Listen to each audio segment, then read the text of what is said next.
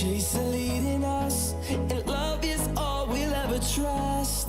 Yeah, no, I don't wanna waste what's left. And on we'll go,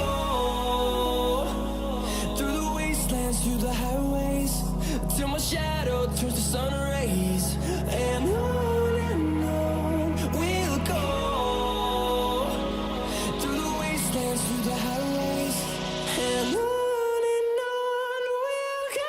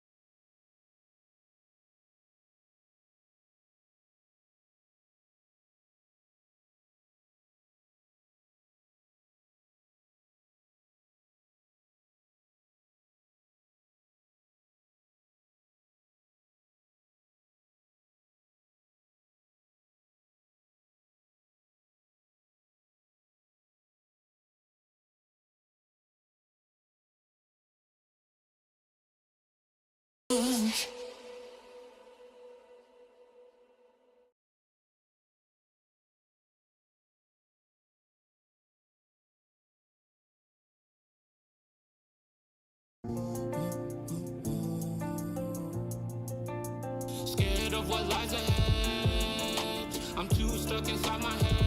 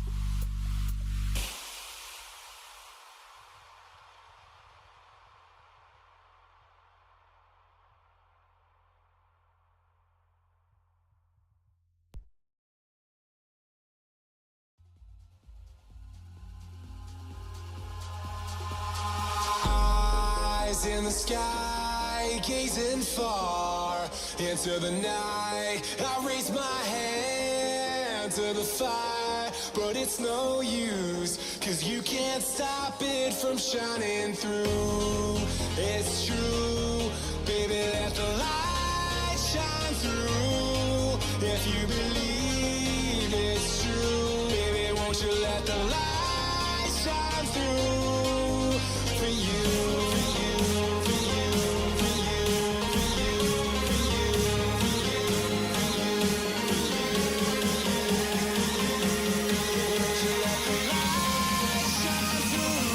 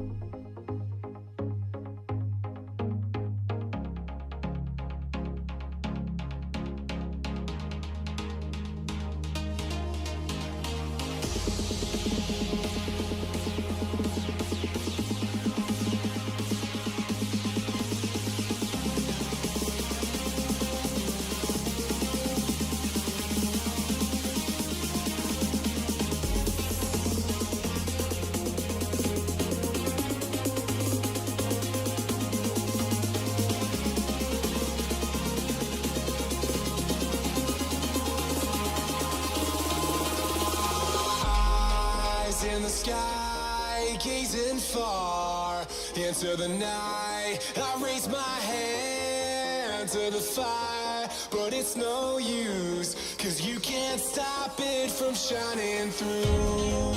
It's true, baby, let the light shine through. If you believe it's true, baby, won't you let the light shine through for you, for you, for you, for you, for you, for you, for you,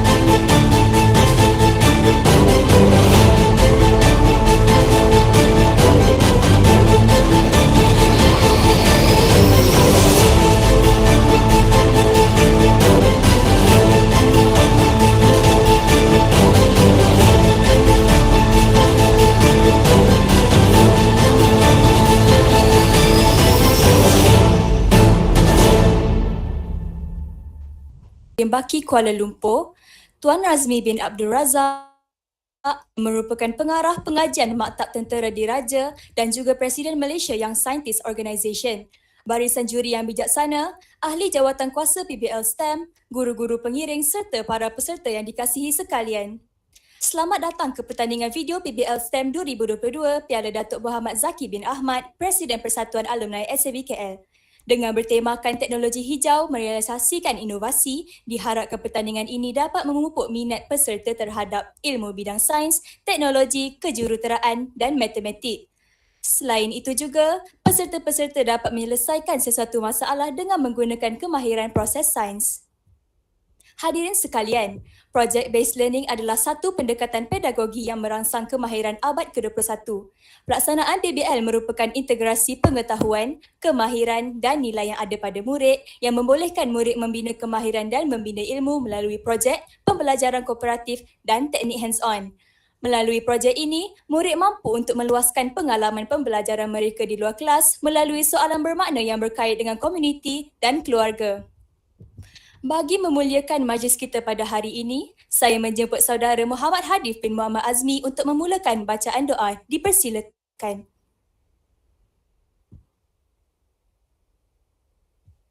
Assalamualaikum warahmatullahi wabarakatuh. Kita mulakan majlis kita pada hari ini. Iyyaka na'budu wa iyyaka nasta'in. Ihdinas siratal mustaqim. Siratal ladzina an'amta 'alaihim ghairil maghdubi 'alaihim waladdallin. Amin. Semua hadirin dijemput untuk menadahkan tangan dan mengaminkan doa. A'udzu billahi minasyaitonir rajim. Bismillah asyrafil anbiya'i wa mursalin wa ala alihi wa sahbihi ajma'in. Ya Karim ya Wadud. Sesungguhnya kami berhimpun pada hari ini bagi menyatakan kesyukuran di atas kurniaan-Mu yang tidak ternilai. Jadikanlah kami hamba-hamba-Mu melimpah ruah kepada kami. Ya Rahman Ya Rahim, Engkau berkatilah dan rahmatilah perjalanan majlis pertandingan PBL STEM Piala Dato Mohamad Zaki bin Ahmad, Presiden Alumni SABKL Peringkat Kebangsaan tahun 2022 bertemakan teknologi hijau merealisasikan inovasi pada hari ini. Sesungguhnya Engkaulah Maha mengetahui bahawa kami di sini ingin menimba ilmu-Mu yang sangat luas bagi mengembangkan pengetahuan kami tentang ciptaan-Mu. Justru itu, Engkau berkatilah majlis ini ya Allah. Kurniakanlah kami akal yang cerdas dan minda yang cergas. Sinarilah hati-hati kami dengan cahaya dan hidayah-Mu supaya kami mudah menerima dan menghayati serta mengamalkannya. Ya Fatahu Ya Alim, Engkau jadikanlah majlis ini sebagai medan ilmu pengetahuan kepada murid mengenai ilmu STEM supaya mereka dapat mengamalkannya pada rutin seharian. Rabbana atina fid dunya hasanah wa fil akhirati hasanah wa qina azabannar. Wa sallallahu ala sayyidina Muhammad wa ala alihi wa sahbihi wasallam walhamdulillahi rabbil alamin.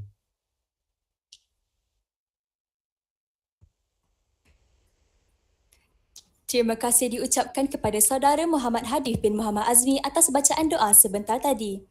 Majlis diteruskan lagi dengan memperkenalkan barisan juri bagi pertandingan video PBL STEM 2022 Peringkat Kebangsaan. Juri yang pertama ialah Puan Aidah binti Misran, Bachelor Science, Honorable Computer Science, Diploma Educational Internet Technology and Math. Juri yang kedua ialah Tuan Razmi bin Abdul Razak, Pengerusi Malaysia Young Scientist Organisation. Juri yang ketiga ialah Dr. Nur Syam binti Abdul Aziz, PhD in Malay Literature. Juri yang keempat, Puan Nazira binti Ahmad, Master in Science Chemistry. Juri yang kelima, Puan Anis Juliana binti Muhammad Arsyad, Ijazah Sarjana Muda Teknologi.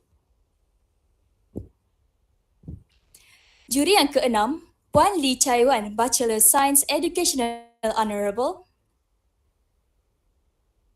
Dan juri yang ketujuh ialah Encik Muhammad Ashraf Rais bin Muhammad Rizwan, Bachelor Science Biological Sciences with Molecular Genetics.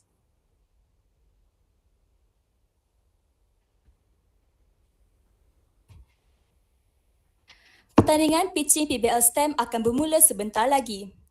Untuk makluman para bagi yang ingin menonton pembentangan ini, pitching ini akan dibuat dalam dua channel, di mana untuk channel pertama kekal di dalam Google Meet dan channel kedua akan berlangsung di dalam Google Meet atau dalam YouTube seperti yang dipaparkan pada skrin.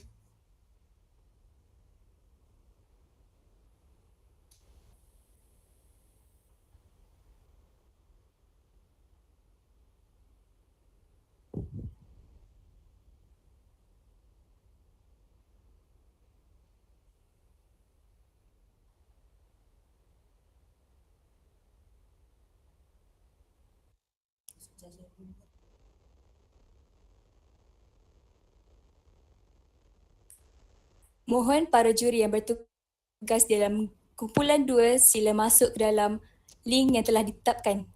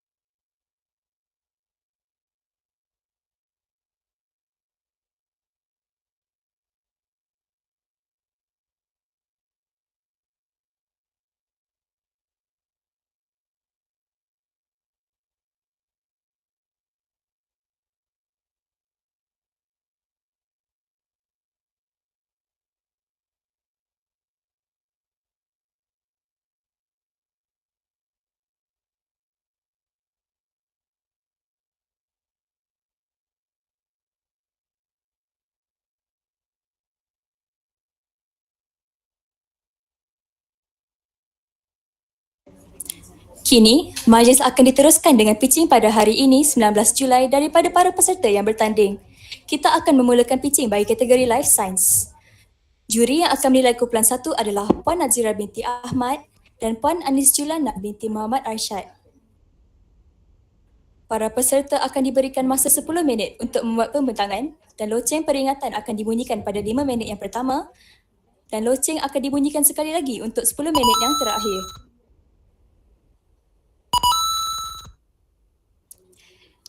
Pitching akan dimulakan sebentar lagi.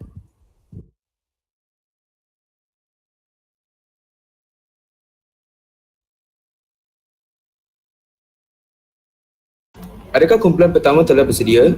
Jika anda telah bersedia, sila tekan button raise hand.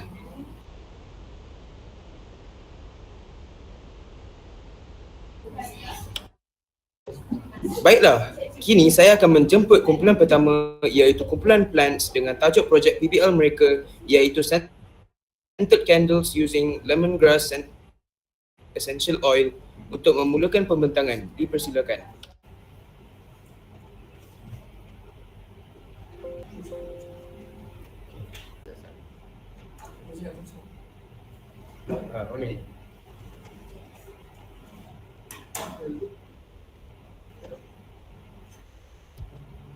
Slideshow.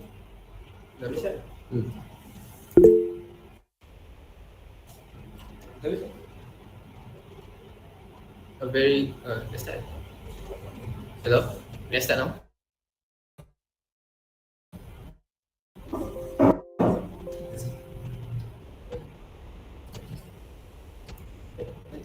Sorry.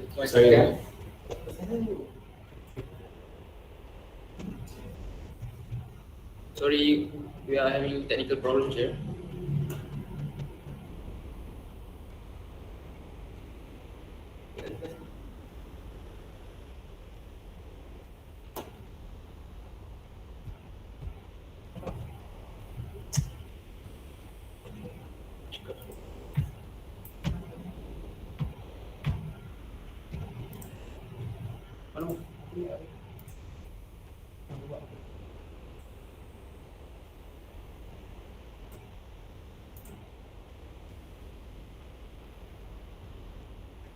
Hello, can you hear me?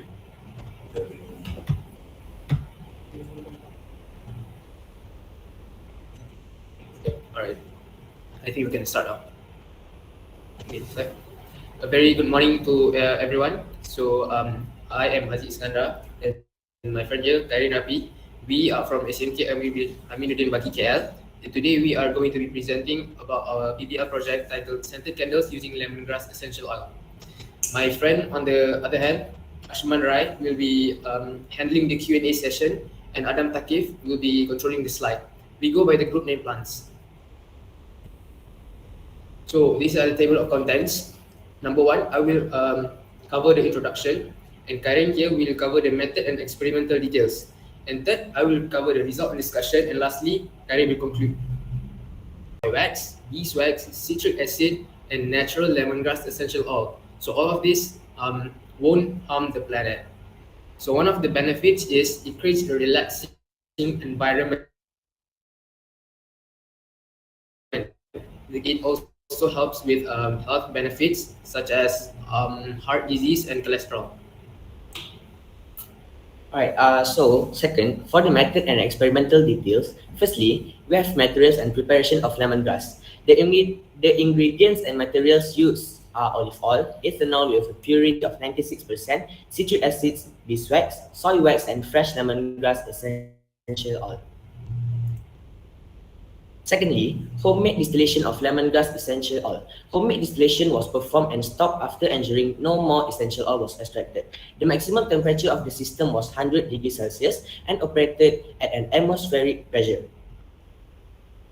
Thirdly, the mixing of scented candles. The soy wax and beeswax were weighed sufficiently into a jar of glass. After that, the wax was melted by boiling it at a temperature between 70 degree and 80 degree Celsius on the stove. Following an appropriate amount of antioxidant in the beaker, ethanol was added and the mixture was dissolved. The stove was then turned off and the essential oil was added to the mixture. The mold was prepared and the wax was poured into the mold and let it cool. The process of making scented candle is finished. Okay, so now result and discussion. There are 4 parts of it that I will be covering on. So the first part is the effect of water to lemongrass leaves graph. So as you can observe here, there is a graph saying there is something called effect of water to lemongrass ratio. Okay, so the graph just now showed us that the effect of different water levels to lemongrass leaves ratio on the essential oil yield. So the result has shown that the ratio of 3 to 1 is the optimal amount of essential oil. Water acts as a barrier to prevent overheating of lemongrass leaves. However, Higher water content can lead to a delayed extraction since more amount of feed is required to reach the boiling point of water. So when you use a lot of water, a lot of feed is also required to boil the lemongrass leaves. However, at a lower water content, the burning of lemongrass leaves was observed and it indicated a deficiency of water during the operation. So the lemongrass didn't have enough water to burn. So the second part is about distillation time.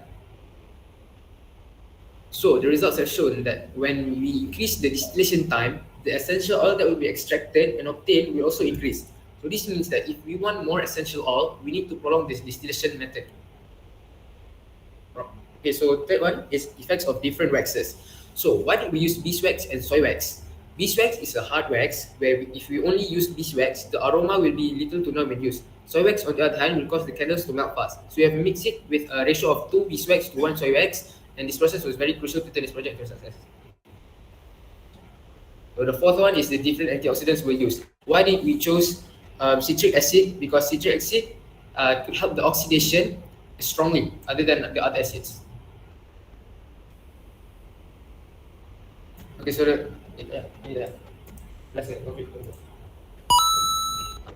Alright, so the conclusion is our lemongrass scented candles benefit the consumers, which include people who face stress due to COVID-19 pandemic by removing anxiety and negativity in their life. It also could benefit people with health issues, as it has been proven that lemongrass essential oil could battle several diseases. Furthermore, nature will not be harmed because only natural and safe materials were used. However, candles in general provide a stable light source for people who cannot afford a proper lighting. For example, people who live in a place with an unstable electricity source. Our candles benefit consumers physically and spiritually even more, so as it gives a pleasant scent and promotes an aesthetic feel to the consumer. Thank you, Chair. Thank you. So I will pass to Ashman for the Q&A session.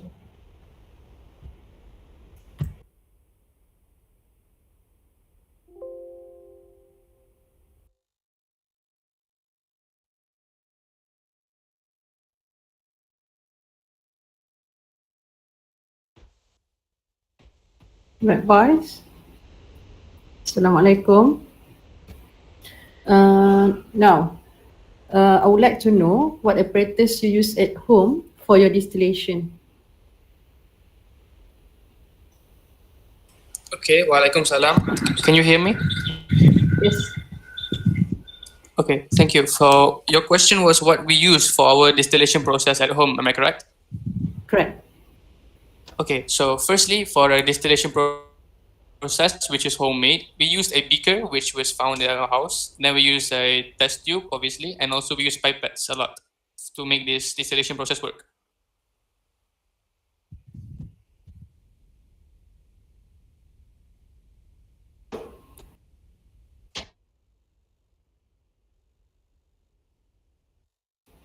Right. And how do you know that the extraction has stopped? How do you make sure The that all? extraction has. Yeah. Sorry, can you repeat, please? How do you make sure that you have extract all the lemongrass essential oil? So from the lemongrass leaves, we can see that we will continue extracting until we get our desired amount of lemongrass essential oil. So for in this case, as my friend Haziq said, we have gotten enough and then thus we have stopped.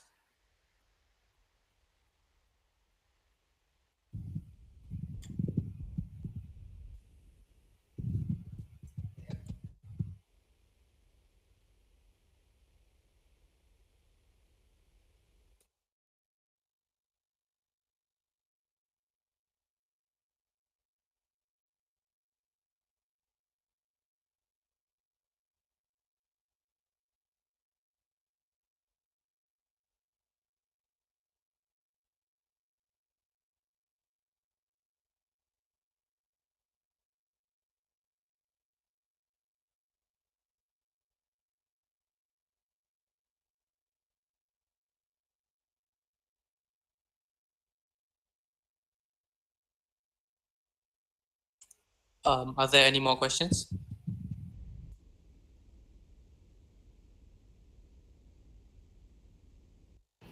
Miss Anis? I think it's now. Okay, thank you.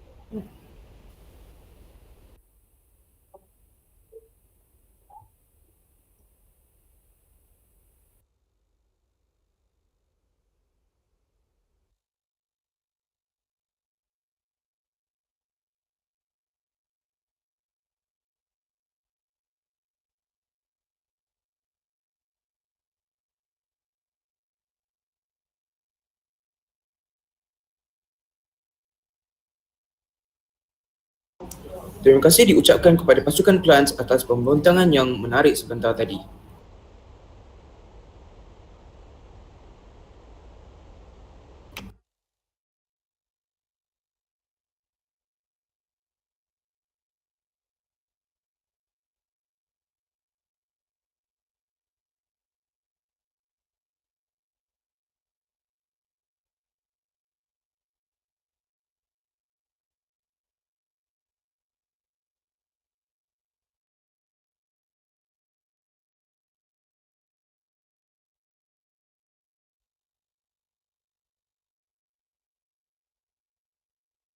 Pasukan SAB dah boleh keluar daripada gym. Terima kasih. Terima kasih. Thank you. Have a good day. Thank you. Thank you. Thank you.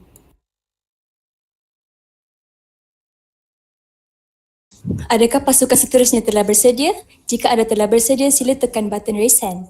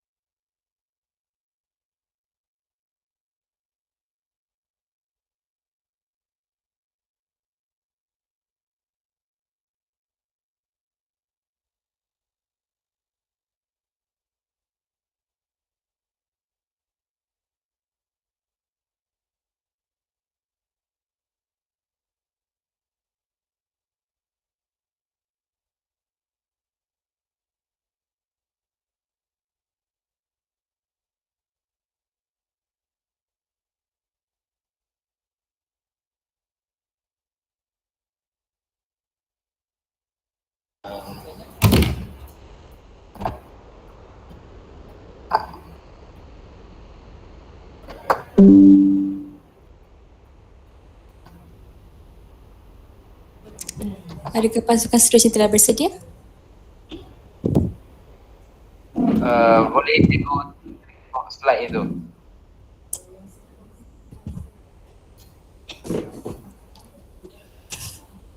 Cikgu boleh tengok slide tu tak? Boleh. Nampak.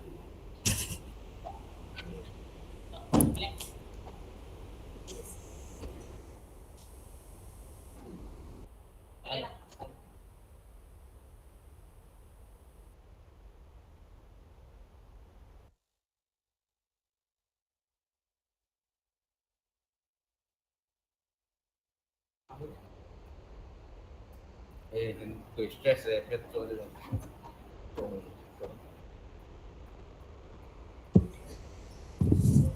Adakah pasukan seterusnya telah bersedia?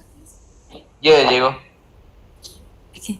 Seterusnya, saya menjemput kumpulan Blue Pea Scientist dengan tajuk projek PBL mereka iaitu Antioksida Bunga Telang SMK Miharja. Dipersilakan.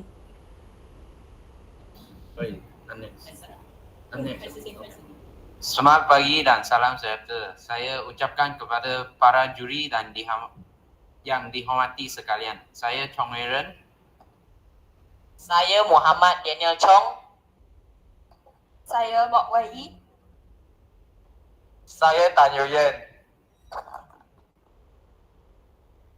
Kami ialah Blue Pea Scientist dari SMK Miharja. Sebelum kami membuat perbentangan, izinkan kami untuk menayangkan video terlebih dahulu.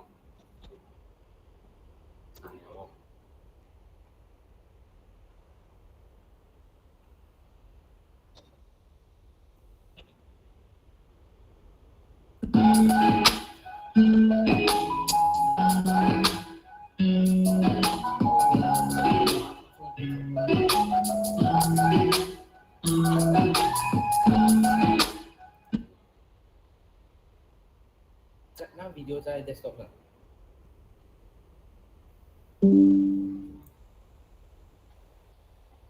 Naik ke? Tegak. Tegak sah. Oh, berkaya. Mana yang itu tidak tenang. Penting kan? Penting. Lihat semua mana.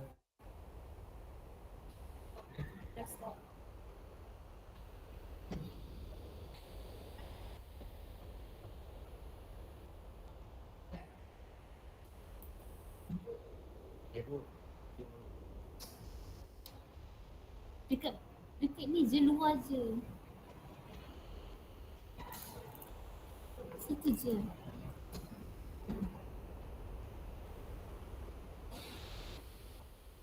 Aku dah teruskan surat.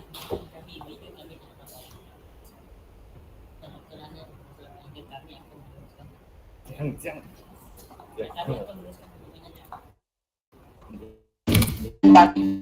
Video tidak dapat ditayangkan, oleh itu kami akan meneruskan pertandingan kami sahaja.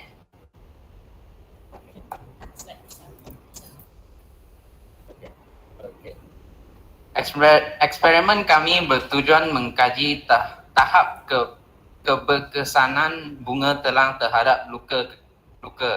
Kami menggunakan bunga telang kerana bunga tersebut terdapat di sekolah kami dan merupakan simbolik sekolah kami.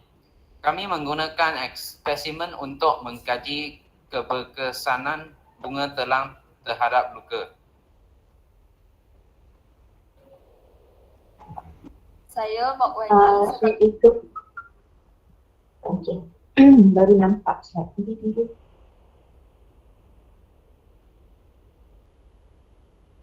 Sorry. Mak Wai. Okey, kita teruskan. Sekarang saya akan mengenal. Saya Mak Wai. Sekarang saya akan mengenalkan kaedah yang digunakan dalam projek kami. Projek kami dimulakan dengan panaskan air dan menunggu air sampai 40 Celsius, lalu masukkan 20 gram bunga telang dalam air. Sebab kami menunggu air sampai suhu 40 Celsius ialah mengelakkan bunga telang daripada penjejasan nutrien. Selepas itu, kami memberikan air bunga telang kepada salah satu tikus putik yang dilukakan dan memberi air yang biasa kepada tikus putik yang lain untuk memperhatikan kegunaan bunga telang terhadap penyembuhan luka tikus putik.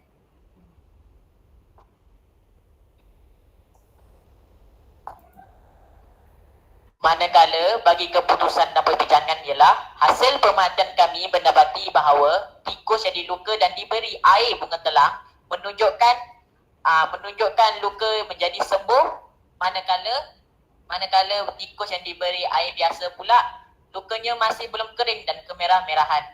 Hal ini membuktikan bahawa bunga telang mempunyai fitokimia yang dapat mencegah jangkitan.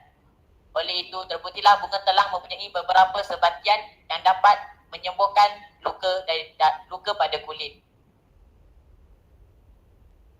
Kesimpulannya, bunga telang mempunyai banyak faedah dalam kehidupan harian kita. Kami mendapati bahawa bunga telang dapat membantu dalam penyembuhan luka dengan mengambilkan masa yang singkat. Yang seperti yang telah dibentang oleh atau yang telah ditunjuk dalam ekstrak.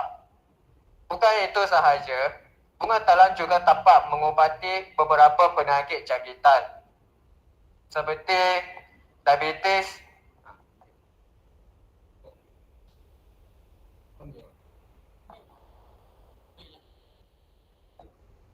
Ini adalah contoh perlakuan daripada kami.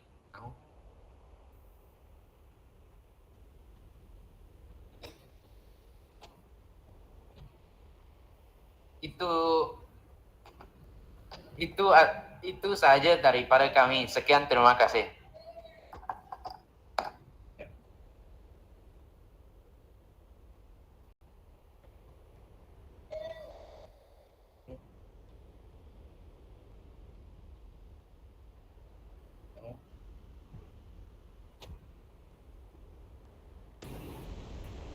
Okay, Right. terima kasih. Proceed dengan Miss Anish dulu.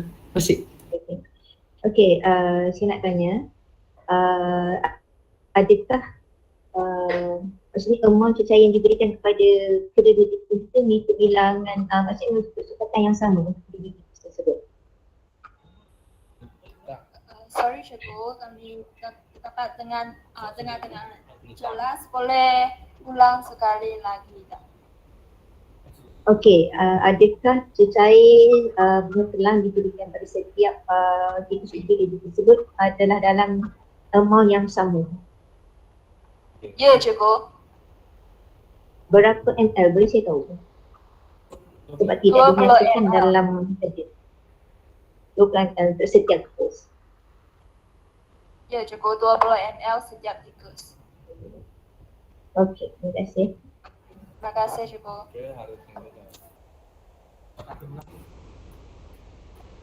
Right. Daripada saya nak tahu macam mana pelajar dapat kesahkan bahawa bunga telang mengandungi antioksidan.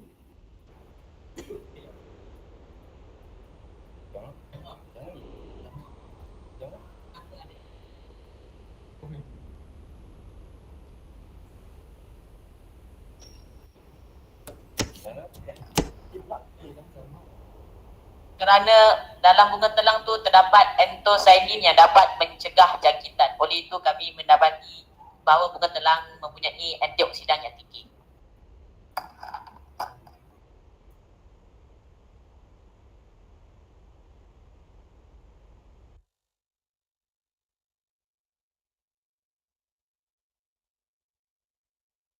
Cikgu boleh dengar tak?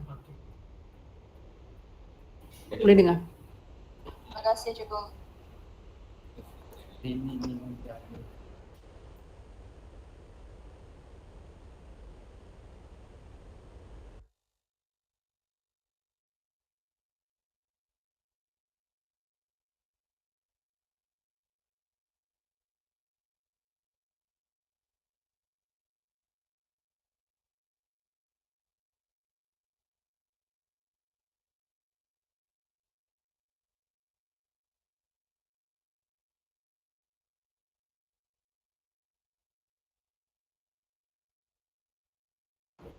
Cikgu, ada apa-apa soalan lagi ke yang nak diberikan?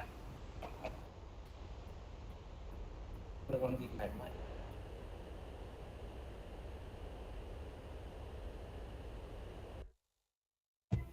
ada daripada saya. Miss Anis ada lagi? Tak juga daripada saya. Semua dua soalan ni. Terima kasih.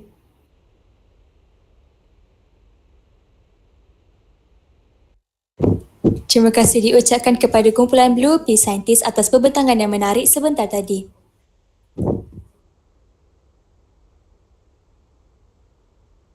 Terima kasih.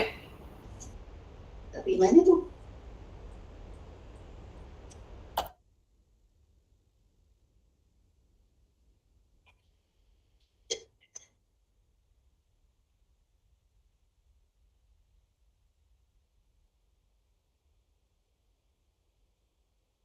Adakah kumpulan seterusnya telah bersedia?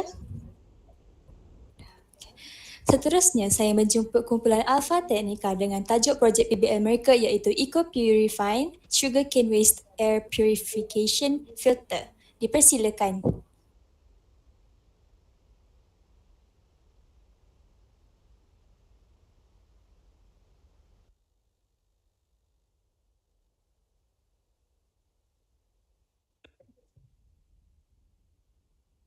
Good morning, Waalaikumsalam, Zawaan dan Assalamualaikum warahmatullahi wabarakatuh. Saya ucapkan kepada panel juri dan rakan-rakan yang saya hormati sekalian. Sesak rasanya nafas saya.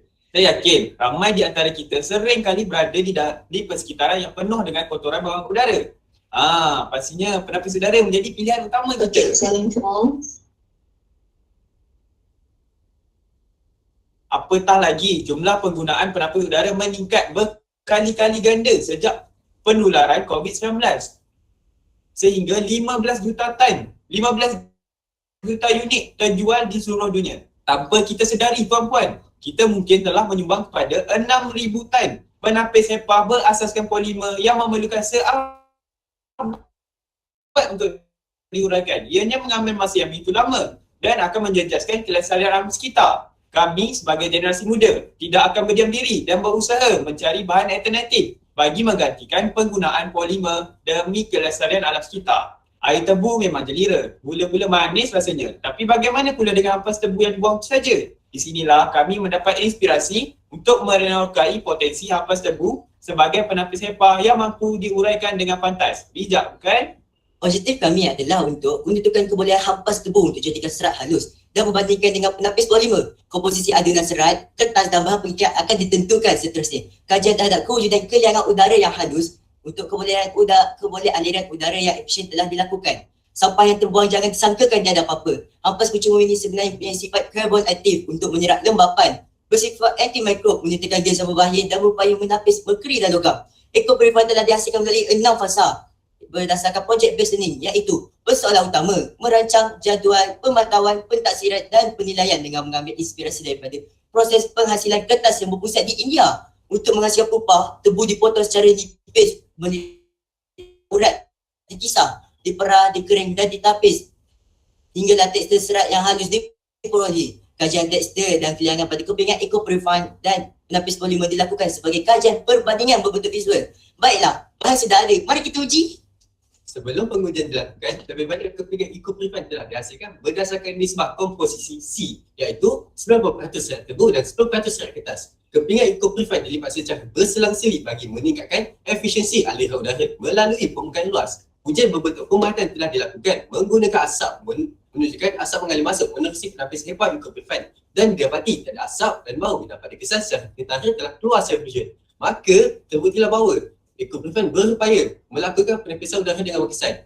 Baiklah, secara pantas, mari kita imbas mula proses penghasilan eco-purifier. Pertama, penyediaan serat tebu. Kedua, pemilihan komposisi. Ketiga, penghasilan kepingan penapis. Dan keempat, pengujian. Maka, terhasillah produk kami yang terkenal yang dinamakan penapis HEPA eco-purifier.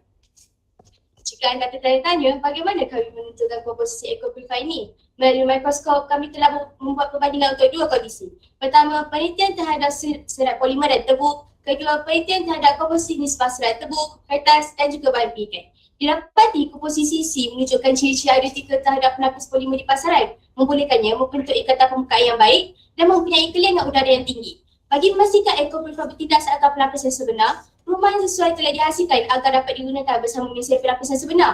Setelah sebulan digunakan, kepingan penapis ini masih utuh dan berada dalam keadaan yang baik. Jika ada projek, pasti akan ada kosnya. Projek kami telah membelanjakan bahan luas sebanyak RM56 bagi satu kitaran eksperimen lengkap, tidak termasuk keperluan alatan perprosesan yang lain. Kami amat yakin kos ini akan berjaya diminimumkan melalui kecekapan pemesinan industri yang sebenar. Masih terdapat banyak ruang penambahbaikan untuk projek kami. Pastinya pencarian bahan pengikat organik yang lebih ideal akan diteruskan untuk meningkatkan mutu produk eco-purifier. Kajian terhadap variasi tebu dan pantas selulosa yang berbeza perlu dilakukan bagi menilai potensi aplikasi yang berbeza. Kami mendapati serat tebu yang pendek dan lurus memerlukan pengikat tambahan bagi bentuk sebuah lapisan yang baik. Strukturnya yang hampir sama dengan penapis HEPA memberikan keadaan yang hampir sama dengan penapis polimer berjaya merangkak asap dan bau dari pada pelepasannya. Kesimpulannya, hasil eksperimen telah membuktikan potensi eco-purifier untuk dikomersialkan sebagai penapis udara HEPA dengan luas. Dengan kos yang rendah, ini dapat diganti dengan lebih kerap serta meningkatkan kesedaran kesihatan kebersihan udara di sekeliling kita yang digelar sebagai compatible product. Pelestarian alam dapat berlaku secara konsisten dan projek ini secara tidak langsung telah memberi impak terhadap kami dalam memperkasakan kemahiran abad ke-21. Kini tambahlah sudah persembahan daripada kami, mari kita saksikan proses pembuatan eco-purifier yang sudah kami jalankan.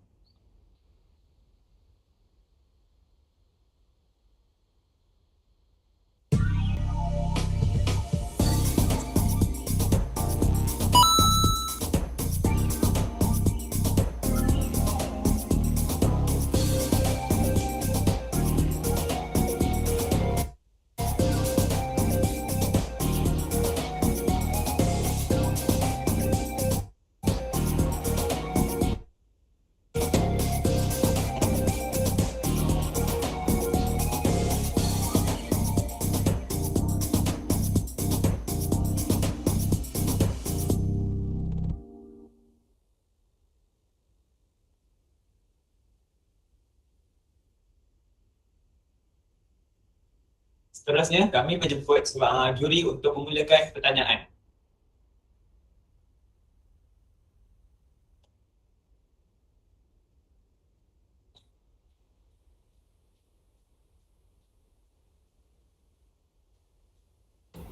Right, Assalamualaikum. Waalaikumsalam. Saya tadi ada seorang pembentang ada nyatakan bahawa hampas tebu ni mempunyai sifat antibakteria. So macam mana kamu sahkan sifat antibakteria tersebut?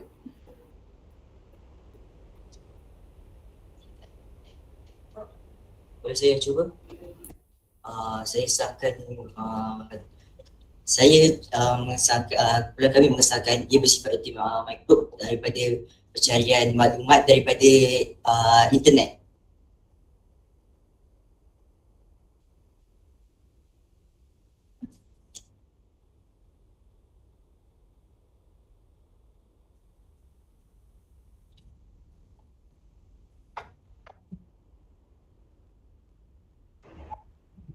Okey, soalan daripada saya. Okey, kalau berdasarkan kajian telah dibuat, apa yang saya nampak adalah penapis hepa ni dapat menapis asap yang dikatakan bertoksin. Okey, adakah nanti ada perancangan untuk mengupgrade teknik penapis hepa ni untuk menjadi seorang ahli dapat menapis mikroorganisme juga? Dengan saya menjawab. Kami yakin jika produk kami di tahap perindustrian, barang yang digunakan lebih maju untuk menghasilkan penapis ini. Berdasarkan apa yang kami guna, kami menggunakan secara manual untuk menghasilkan produk ini. Kalau di perindustrian, maybe akan menggunakan automasi perkilangan dan sebagainya, dan kami percaya produk ini akan bertambah baik dan boleh dipasarkan. Okey, terima kasih.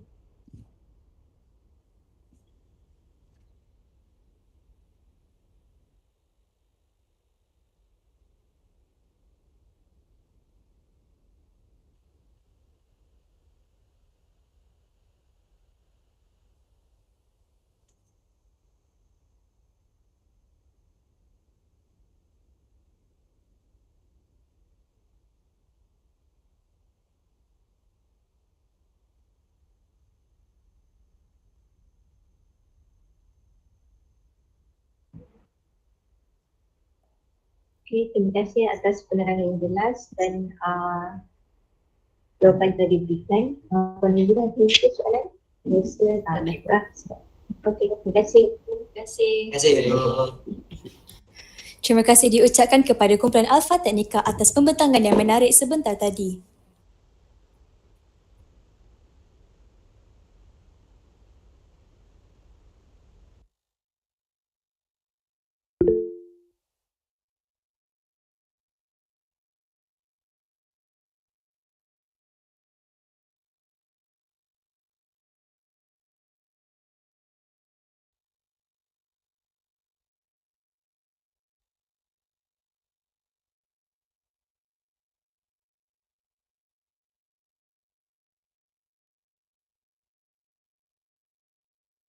Good morning, teachers. So I will share my screen now.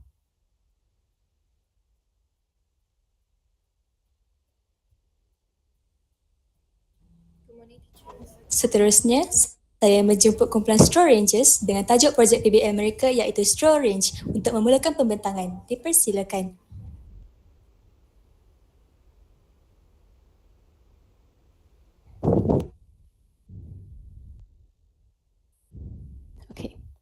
A very good morning and hello to everyone. We are the Straw Rangers from SMK Anindumaki, Kuala Lumpur.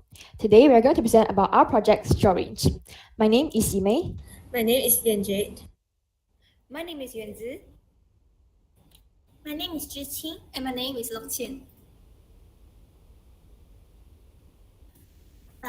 Nowadays, environmental pollution is becoming more serious. So ocean pollution is the most serious and is mainly caused by plastic waste. According to the internet, we found out that 300 million tons of plastic waste are produced each year. The plastic waste that thrown into the ocean by irresponsible humans will cause marine life to accidentally consume plastic and suffocate to death, which can lead to the extinction of species. So above this information, we know that plastic waste brings a lot of problems for our environment.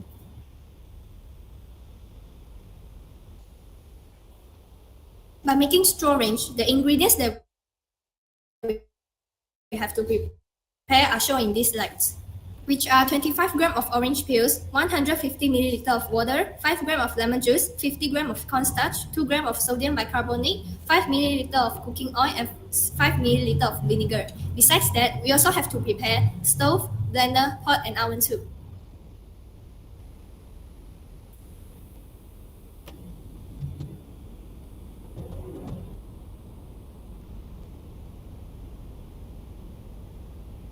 While the process of making straw, boil them in the pot with water to soften them. The third step is cut the orange peel into pieces and crush them in a blender. Next, mix the ingredients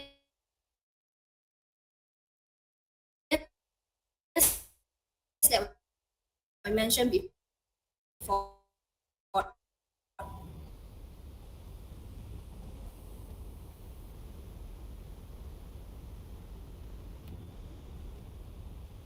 Then heat and stir the mixture connect the straw. Lastly,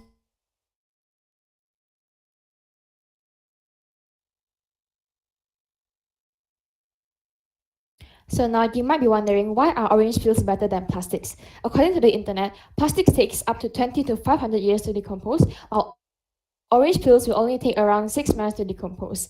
In this table, this is the estimated decomposition timelines for some common plastic products.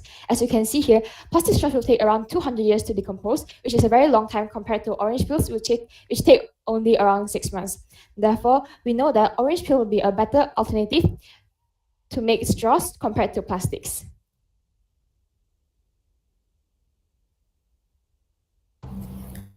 now let's talk about the benefits of storage. Storage is fully biodegradable and compostable.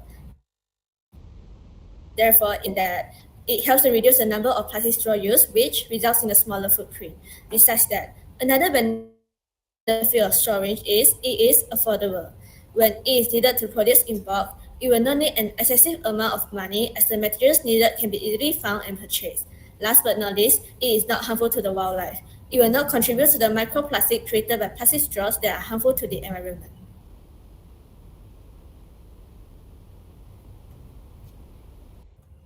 And now I'll talk about the improvements. There are 2 improvements we have thought of, which is by having a mold to provide a definite shape to our invention storage. Secondly, we can collaborate with fruit juice companies. We will collect the fruit peels to reduce food waste. To modify it, we can search for more suitable fruit peels to substitute orange peels and look for new materials to modify the process of making storage. Storage can help reduce the number of used straws to solve the problem of ocean pollution. By doing this, we can prevent sea creatures from mistakenly eating straws as food too. Storage is also environmentally friendly, as it will not cause plastic waste, which can lower the rate of ocean pollution. Since it is made of orange peels, it will not cause as much harm to the sea creatures compared to plastic waste.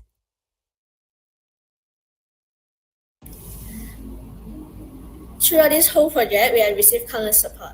Thus, we would like to thank everyone who helped us during this journey. We would like to thank the organizers for giving us this golden opportunity to take part in this competition, and we would also like to thank the principal of SMK Amiruddin Baki, Puan Hajar Zubida binti Mat Yunus, for her support. In addition, we would like to thank our team advisor Cik Wong Pafun for the guidance, and thank our fellow teammates for cooperating and making this project successful.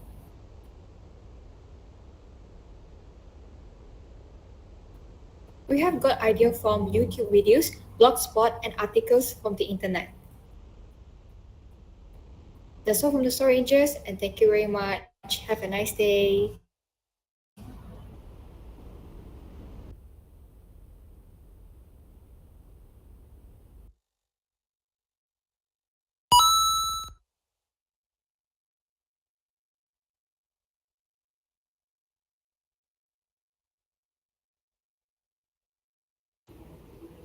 Right, participants, I'll start my question.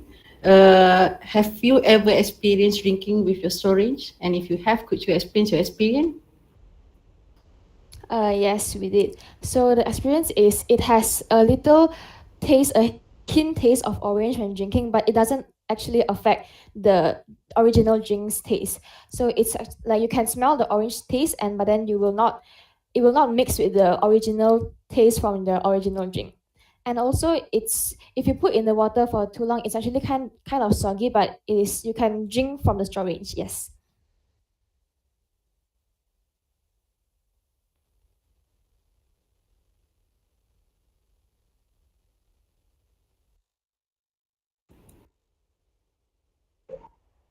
Okay, my question is, referring to your answer just now, that when you said when you insert the straw into the water, how long does it take to for the straw to dissolve in the water?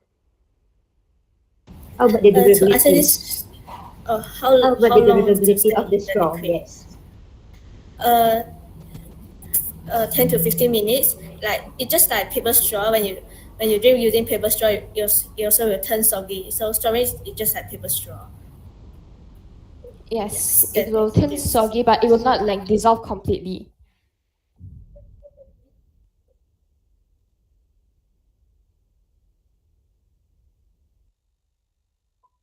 Okay. This my because you said is this straw possibility to use industrial. So I think in your I mean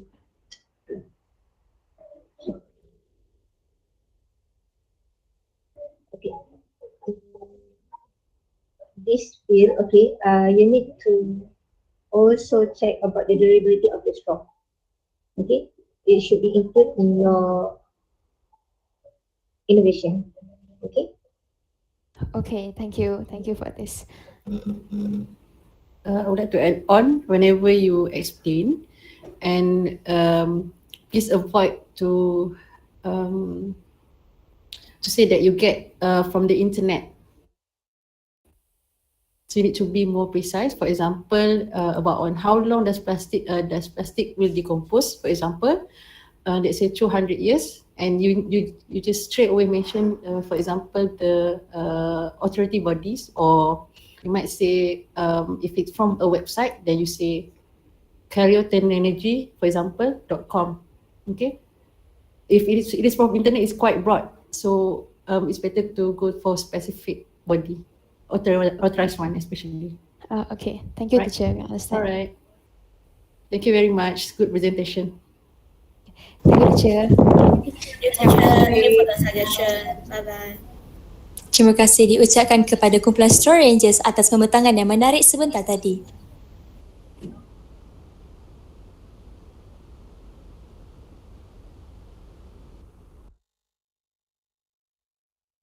Thank you.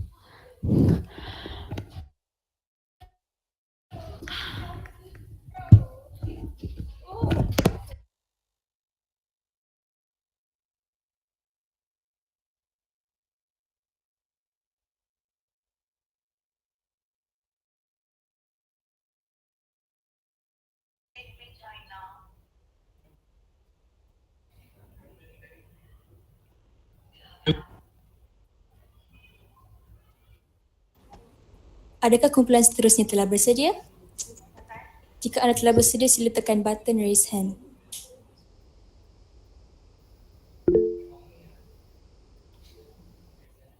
Seterusnya, saya menjemput kumpulan The Actors dengan tajuk projek PBL mereka iaitu The Artemis Blessings. Untuk memulakan pembentangan, dipersilakan. A very good morning to the judge and teachers. My name is Kevin. Now, let me go ahead and introduce my other teammates. We have Jack, Tim, and Felix. And together, we are known as the Acteons. As we know, fertilizers are an essential part in a plant's growth cycle. But if said fertilizers causes harm to our bodies and the environment, is it really worth the risk? This is where our project, Artemis's Blessing, aims to solve this issue. Artemis's Blessing is made only using organic materials such as leaves and stems to produce an all-natural fertilizer. Let's find out how our fertilizer is produced. But first, what are the disadvantages of chemical fertilizers anyways? Well, one of them would be that corporations cause excessive monopolization of the fertilizer business. Besides that, excessive use of chemical fertilizers can also lead to an adverse, acute, or chronic effects on the human health. The risk of water sources getting contaminated also increases along with causing an uptick of pollution to the environment. Now, I would like to invite Jack to resume this presentation. Okay, so as you can see here, this is the process of making Artemis blessing, which is our fertilizer. First, we combine some organic wastes, which are obtainable from home or from our daily lives, and mix them with soil. And this allows decomposition process to happen. And since this is distributed to consumers, grinding and packing the fertilizers are essential to do that. But first, we have to remove the water content through heat drying in the furnace. So, how does Artemis blessings improve crops? This diagram shows the nitrogen cycle, which basically means the plant absorbs nitrogen-based substances and converts them into plant proteins through synthesizing glucose and nitrates in the ribosomes. Our Artemis blessings can provide plants with all the natural sources of nitrates, as well as many other nutrients and plant-building substances such as calcium, magnesium, and phosphorus. Once everything is absorbed by the plant, nature will fulfill its duty and produce some lovely high-quality crops. Here is the composition of Artemis blessing for your reference. All these are very, very good for the plants indeed. Next, I would like to pass on to Tim for our experimental results.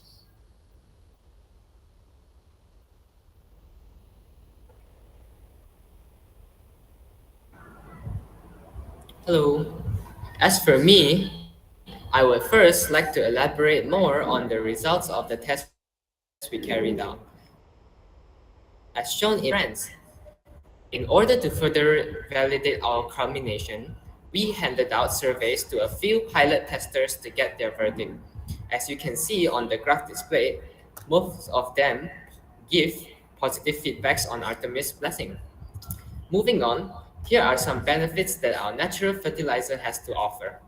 In terms of general and country-based benefits, it is theorized that our fertilizer can improve local economies such as small medium entrepreneurs and also increase production crops. As a plus, it is environmental friendly. As for individual benefits, its low cost and health friendly properties will always be appealing to consumers. And that will be it for my sharing. Next, I would like to invite my friend Felix to share what he has in mind. So next I'll be presenting the challenges that we'll face when making the Artemis blessing. Our fertilizer take quite some time to produce due to the anaerobic conditions dominating the decomposition environment, attributed to the usage of plant beneficial microorganisms like actomycetes, fungi, protozoa, and nematodes as our main decomposers. Fluctuation of results and time needed will happen quite often too. And apart from that, the scent produced by the decomposition process and byproducts can be irritating to some. Next, yes, and in the future, we hope to able to collaborate with local governments in order to carry out a series of community programs and workshops in order to convince the public on the benefits of organic fertilizers. These workshops will be carried out at schools and community centers through online medium also. And yeah, that's all from us. Thank you.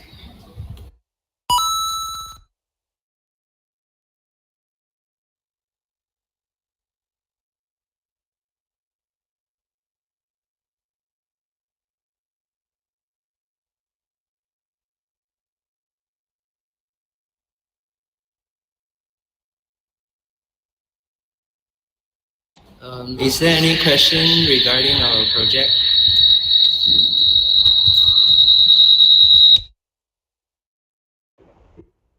Okay, thank you. Good excellence.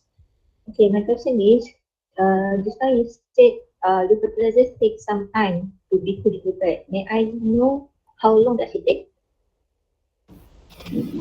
This usually takes about 6 weeks.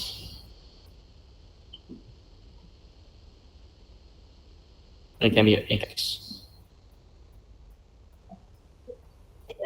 Does it also will be, will be affected by the weather around Sorry, to could you make ask? the fertilizer.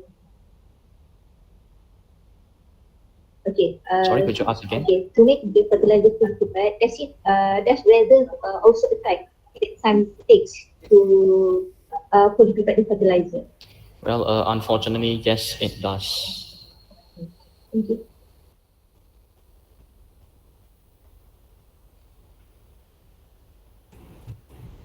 Miss Anis tadi soalan the latest one soalan apa tak clear. Does the weather also affect the time taken? Right. From me, I would like to ask. So you're basically doing composting, right? Yes. So what are or any difference between the one that has been commercialized and yours?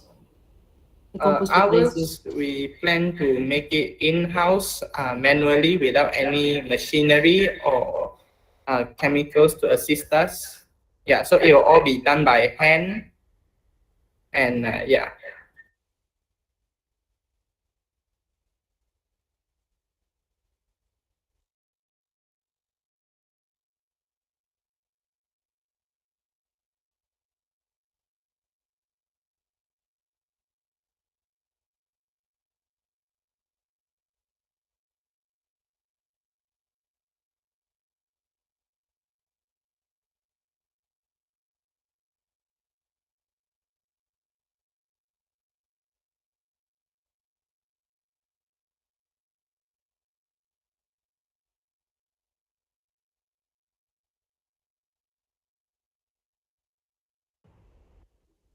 Okay, good. I think that's all from us. Thank you for your presentation. Okay, thanks. Okay, thank you. Terima kasih diucapkan kepada kumpulan Actaeons atas pembentangan yang menarik sebentar tadi.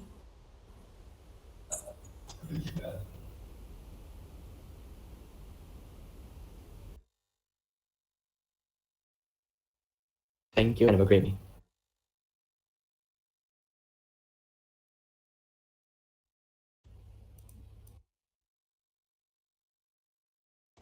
Adakah kumpulan seterusnya telah bersedia?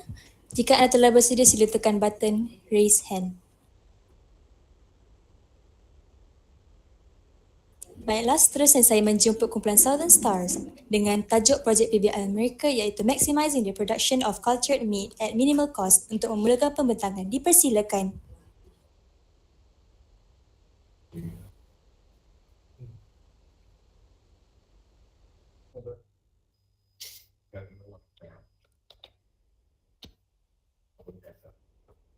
Good morning to the honorable judges and teachers. We are the Southern Star from SMK Serpinan Selatan. We will present you our project, Maximizing the Production of Culture Meat at Minimal Cost. These are our members. I'm Wong Min Yi. Let me introduce our project. The reason why we choose this culture meat is because meat is a vital source of protein in the diet for humans. However, the farmland which rear the animals causes negative environmental effects such as greenhouse effect, and the animals are brutally reared. Therefore, culture meat is an effective alternative way to produce high quality and safe meat.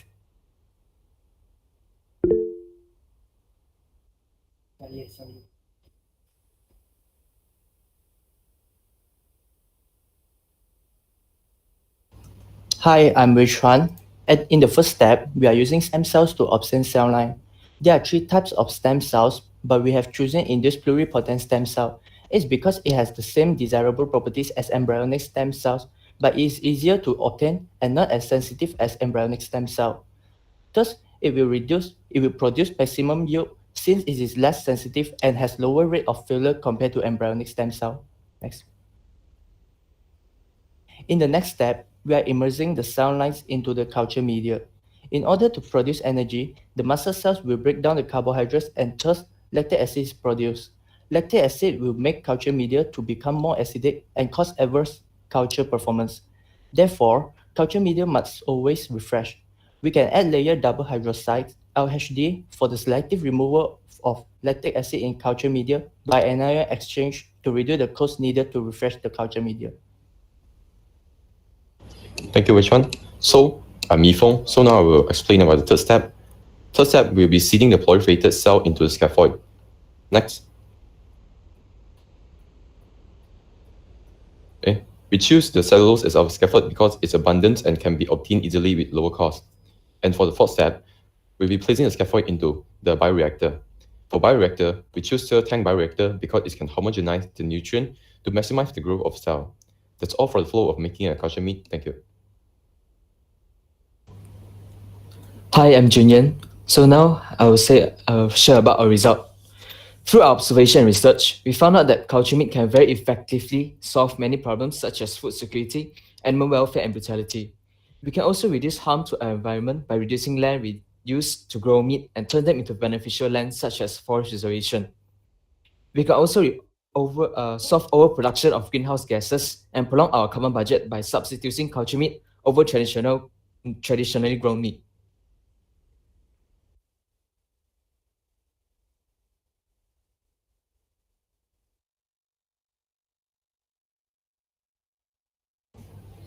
Thank you, Junyan. I'm Kayong. So as a conclusion, culture meat is a technology which can solve the problems associated with the conventional meat production as what we have mentioned just now. Culture meat can bring a lot of benefits to us and also to the environment. To us, culture meat is more safe because it is less likely to be infected by virus. To environment, culture meat require less land and less water. It do not cause pollution. And lastly, culture meat is kinder to animal because we does not need to kill them. We just need to extract a small sample of tissue from it. So that's all for our presentation. Thanks for your focus. And now we open the floor for the questions.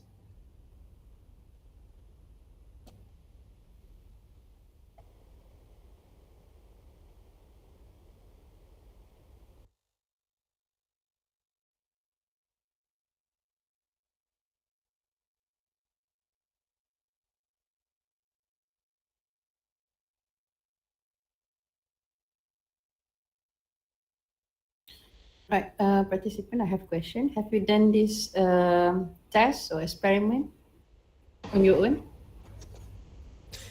Hi, teacher, I'm Julian. I will answer your question. Okay, so for this experiment, unfortunately, we don't have the facilities and materials to conduct this experiment as it requires a very precise control environment. We have planned out our experiment, but we can't find any laboratory or any suitable materials to do it.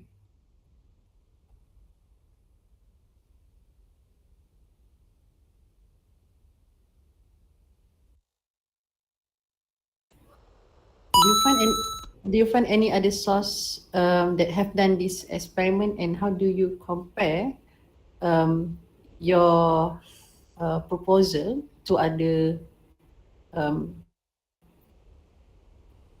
that has been done by others? Yes, teacher. We have found out that many countries have started this culture meat culture. For example, we have Mohamad from that's a Dutch company. We have started burger patties.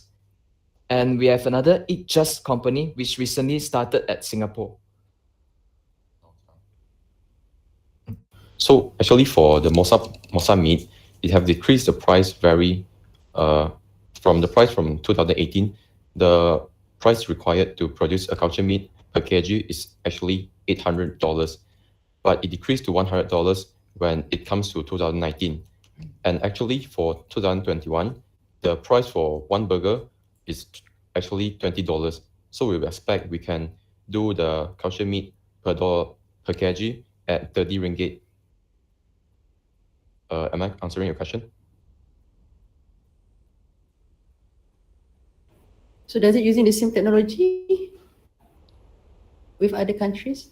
Not the same, because we are using the different things to produce like the scaphoid and the cell lines.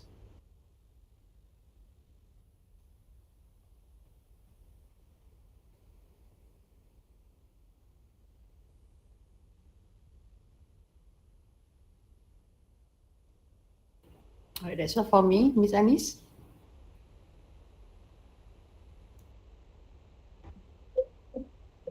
Okay, I just want to confirm one thing that your group never did any. I mean, this is only based on theory only, is it? Probably not. Okay, I just want to confirm it. Thank you. Terima kasih diucapkan kepada kumpulan Southern Stars atas pembentangan yang menarik sebentar tadi.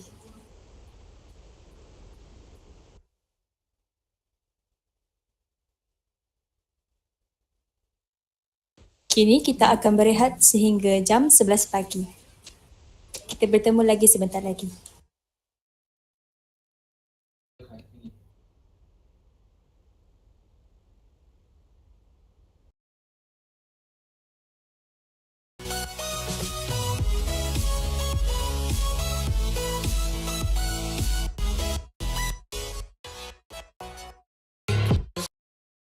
This is OutSystems, the most complete full-stack app.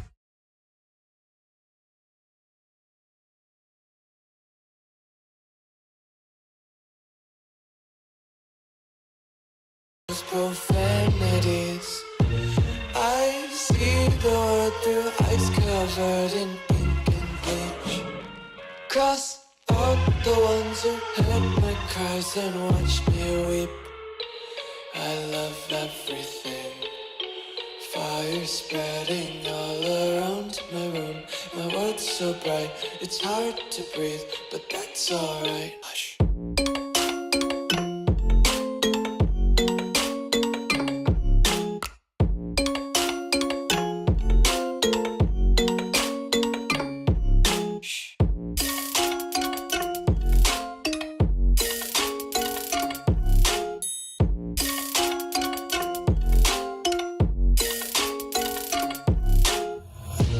Take my eyes open to force reality. Why can't you just let me eat my weight in glee? I live inside my own world of make-believe. Kids screaming in their cradles, profanities. Some days I feel skinnier than all the other days. Sometimes I can't tell if my body belongs to me. I love everything. Fire spreading all around my room. My world's so bright, it's hard to breathe, but that's alright. Hush.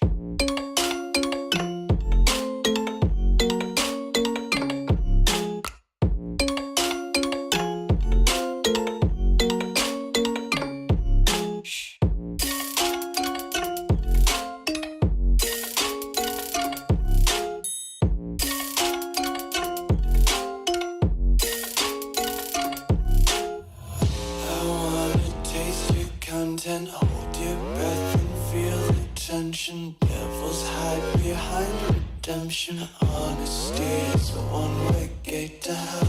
I wanna taste consumption. Breathe faster to waste oxygen. Hear the children sing aloud. It's music till the wick burns out.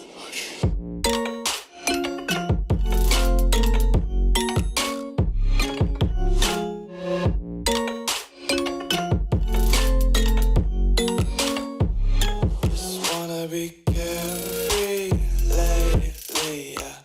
Just picking up daisies. Got one too many quarters in my pockets. Count 'em like the 4-leaf clovers in my locket. Untied laces, yeah. Just tripping on daydreams. Got dirty little lullabies playing on repeat. Might as well just ride around the nursery and count sheep.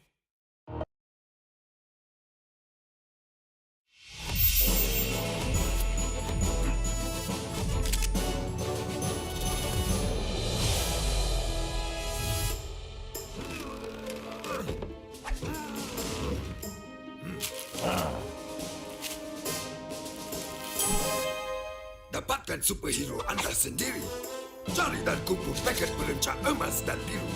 Beli Mana ni hadiah eksklusif dan wang tunai. Beli sekarang. Okay, thanks, bye.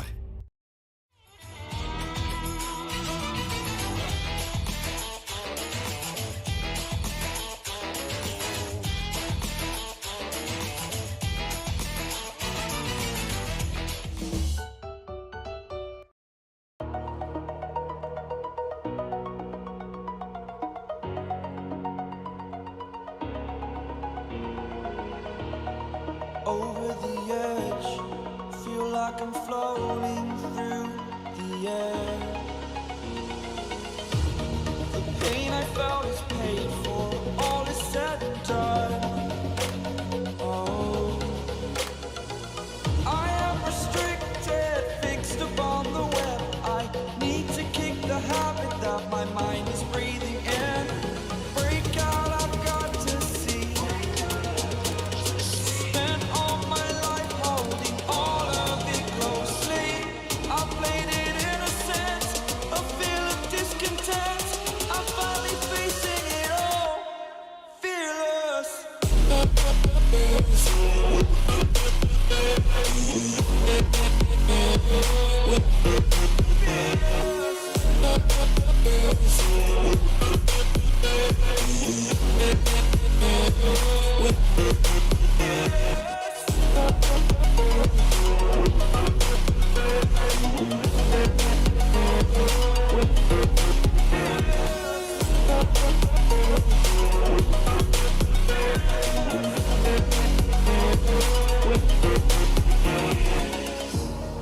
Burning the bridge that keeps us. I'm here and I'm feeling fearless. Exaggerated, that's what you assume. The story's over now, I must conclude.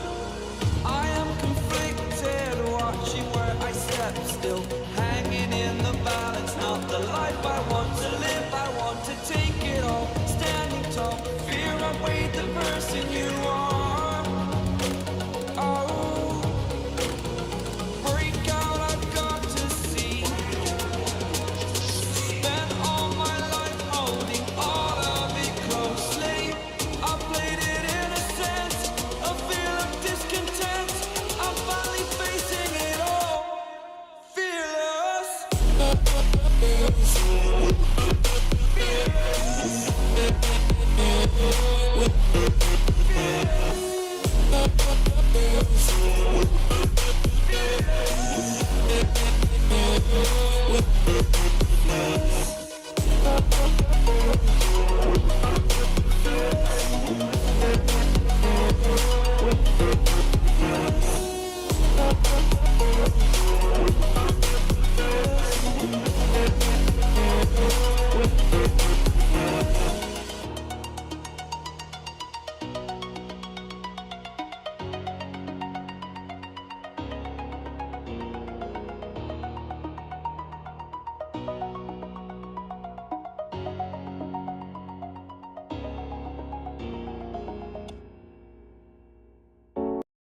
Mak, okey ke ni? Cuba ambil ni. Tapi ini akan berada di dalam badan lama. Panadol Optizorb tidak mengganggu perut dan disingkirkan dari badan anda secara semula jadi. Berkesan pada kesakitan tanpa mengganggu perut.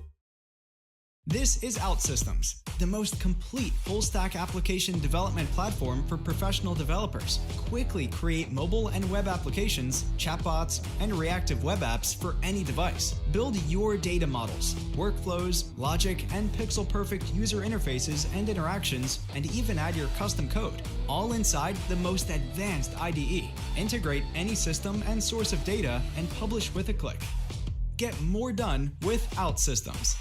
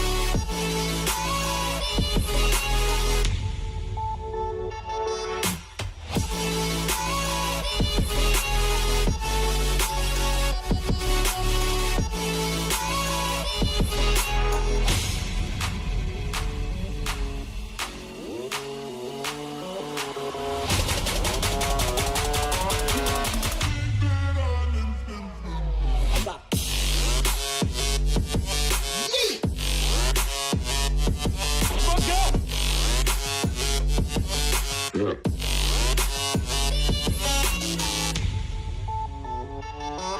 Yeah.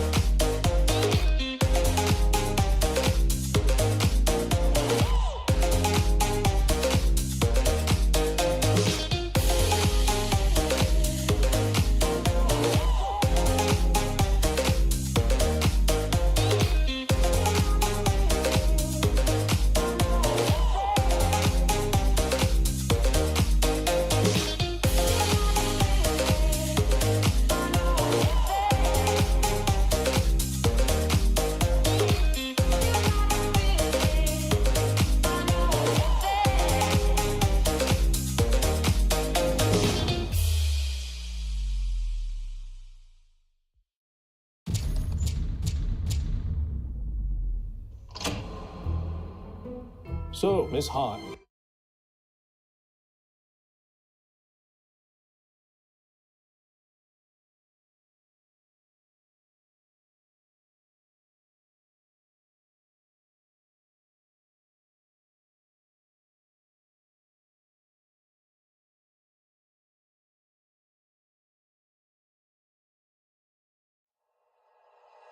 like you, be strong to hold the powers of the sun.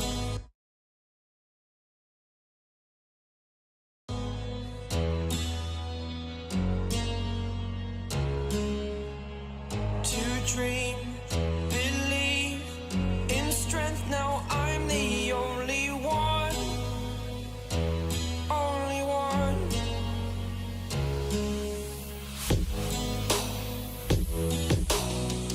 I was an ordinary boy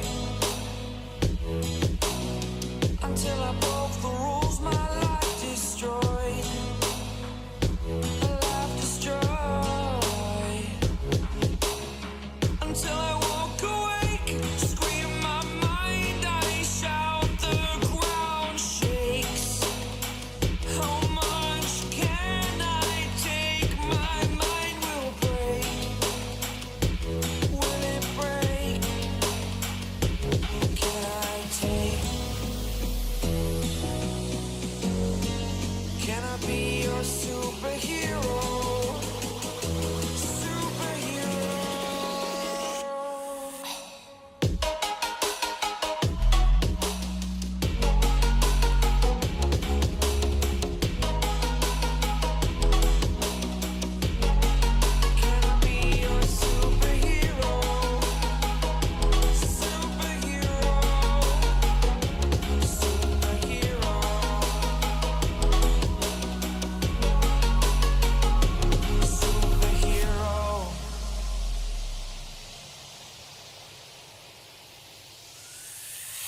Fly up away. It's the first time of today. Today. To dream, believe. You are the strength, you're all I need. Need. Oh, gonna give it a shot. Only one of me to shield you all from the enemy. You're a superhero. You're a superhero.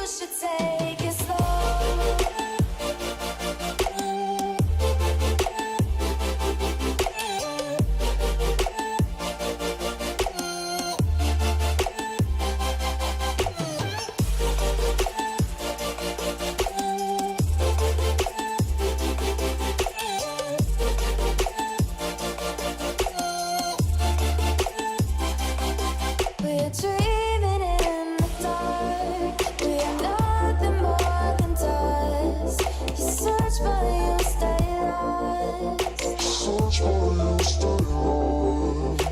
reaching for the stars. We're making this to art. And I wonder where you are. Mysterious. That's the part you always show. 'Cause you're too curious. Maybe you should take it slow. Mysterious.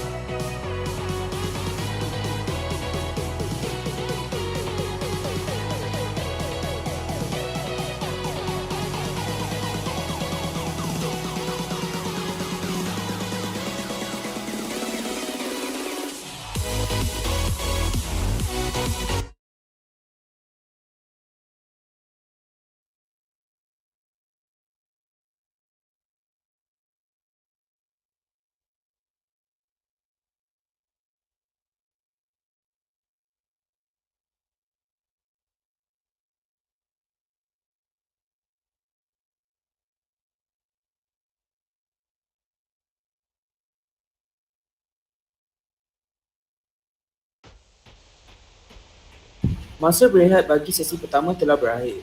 Adakah kumpulan seterusnya telah bersedia? Ya. Kini, majlis diteruskan lagi dengan pasukan seterusnya iaitu pasukan STAR dengan tajuk projek PBL mereka iaitu Banana Leaf Face Mask untuk memulakan pembentangan. Dipersilakan.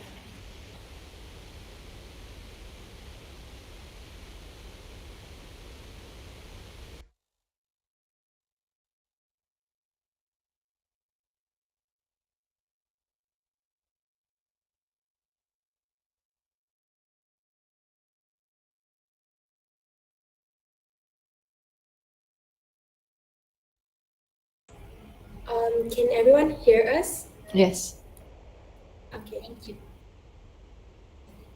We'll start in 3, 2, 1. Good morning to the instructors, judges, and challengers. In today's PBL tournament, we are representing SMK Aminuddin Baki. The name of our innovation today is Banana Leaf Face Mask. My group is led by myself, Rudrashri Kumarisan, and consists of 3 other group members, which are Yashmini Sivakumar, Tulasidaran Sivakumar, and Ravina Santanasamy. These are the contents of our project. Wearing a face mask has been a mandate for everyone since the COVID-19 pandemic, regardless of age, environment, and etc. However, this action has simply made our environment itself worse. Every month, about 129 billion masks are being discarded. Most of these masks contain plastic or polymer materials. Due to the widespread of usage within disposable masks, the environment swiftly receives millions of tons of plastic waste. The main component of these disposable masks are called polypropylene, ultimately breaks down into microplastics, and these microplastics are often found in rivers and oceans. These microplastics can also harm aquatic life. We as a team have collectively decided to overcome this problem by creating today's innovation. As you guys can see from the graph, that people are throwing away their masks improperly, which brings us to the problem statement for today. Aquatic biota will go extinct if masks are dumped in the ocean. Additionally, the ocean will become more polluted with microplastics in the form of mask waste. On land, when people do not properly dispose their masks, animals like birds, monkey, kangaroos may mistake them for food. Animals who eat the mask will perish and the birds will become entangled in the mask ear loops.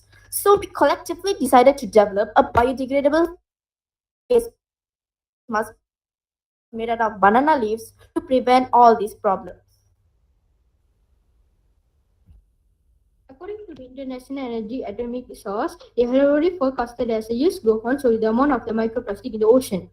So where do we face this problem? We tell you that we face this problem both from the environment and organism perspective. For instance, the microplastic can collect pathogens, also known as bacteria, and be a disease vector by itself. Where for humans and animals, microplastic can be found in food and water sources when which is consumed is harmful for their bodies. For humans in specific, microplastic can cause detrimental effects to the human health. Example, oxidative stress, DNA damage, and inflammation to the health itself.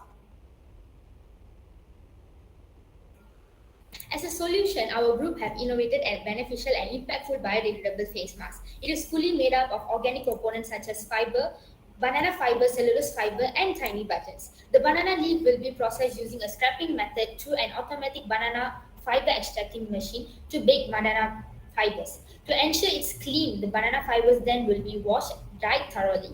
A machine will be used to compact the banana fibers in a shape into a mask form. A cellulose fiber filter will be used and attached as a second layer of the mask. Moreover, the banana fiber will be fully waxed using vegetable wax. This will avoid any bacteria to enter the body at the same time to make sure the banana fibers are long-lasting. Some tiny buttons will be used to detachable cloth as a mask holder. Result and discussion. Our mask is therefore entirely constructed of organic materials. Component of our mask is a banana leaf, which is easily accessible. Additionally, we can prevent mask stretch that lingers on land and the ocean. Not only that, we can lead a healthy lifestyle because in laboratory experiment, it has been shown that microplastic can cause harm to human cells, including allergic reactions and cell death. Additionally, we are able to protect animals like birds and other more. This is possible due to our ability to solve the issue of birds becoming tangled in the mask ear loops. Consequently, by using our banana leaf face mask, which has detachable cloth as ear loop, we can avoid all these problems. Banana tree is like a precious gold for the globe, but it's been often overlooked by its benefits. Fiber from the banana tree could replace plastic in millions of face masks. Companies have been reluctant to replace plastic biodegradable alternative because of concern about cost and whether the new materials are sufficiently and strong and effective for medical use. Our masks will benefit the environment plus give awareness to the consumers as they should take care of the environment. Thus, our banana leaf face mask could be considered as an alternative protection during the pandemic. Below economy of heartfelt gratitude to our teacher, advisor, Puan Kala TV Anam Perumban Karan and them for providing invaluable support to us.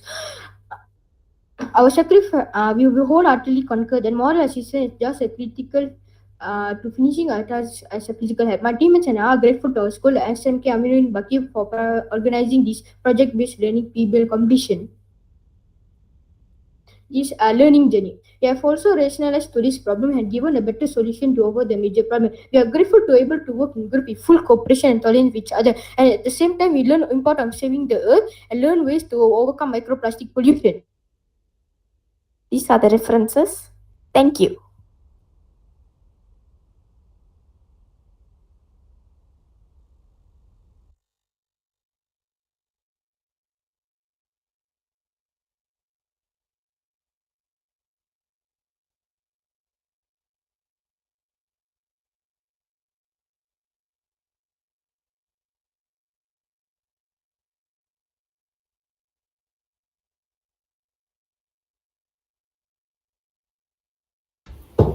Right, good morning. Good morning, ma'am. Right, from me. So how efficient this mask is? We tell you that this mask is efficient compared to the mask that we use today because the mask that we use today contains polymer. In specific, it's called polypropylene. And the polypropylene, when it's broken down, it will it's counted as microplastic. So when it's microplastic can be found in everywhere, including rivers and oceans. So this can harm not only aquatic animals, but including us, because when the aquatic animals consume these microplastic materials, we are also consuming the aquatic lives. Example, fish, like a harmful cycle all in total.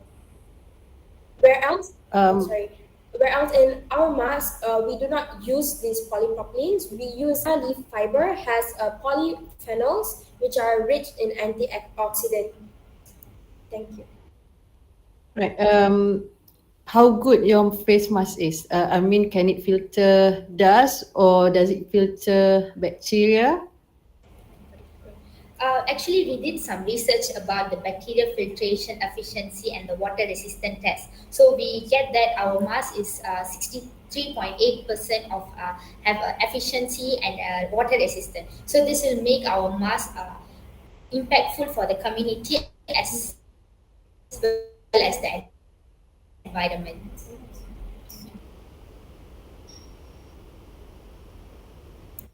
There's additional also, like we use a cellulose fiber filter for our mask, and this cellulose fiber is waterproof. So therefore, like the mask, when we have when we sneeze on the mask or we cough, our saliva wouldn't affect the filter. It wouldn't break down because it's waterproof. Thank you.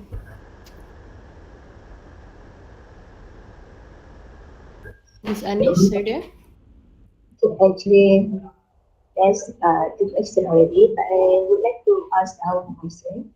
Okay, have you really need this mask? We haven't made this mask yet. It's because we need to process the banana leaf into fiber. So this would need a certain machine, which can only be found in like factories, which like big factories. And so like what this machine will do is that it will like scrape out the fibers from the banana leaf. Therefore, it forms a thin like lines, thin materials, and these thin materials will be compact into a mask and be a rectangular sheet. So we do not have the like prototype right now with us, but we have like a digital model of how our face mask would look like. Okay, because actually my question is about the compatibility of wearing that mask, but because you haven't made that mask, I can ask you that question. Okay.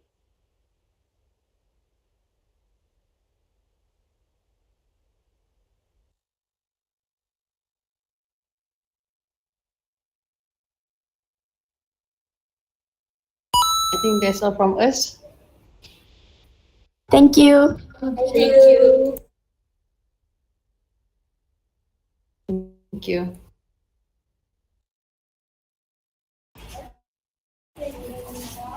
Terima kasih diucapkan kepada pasukan Star atas pembentangan yang menarik sebentar tadi.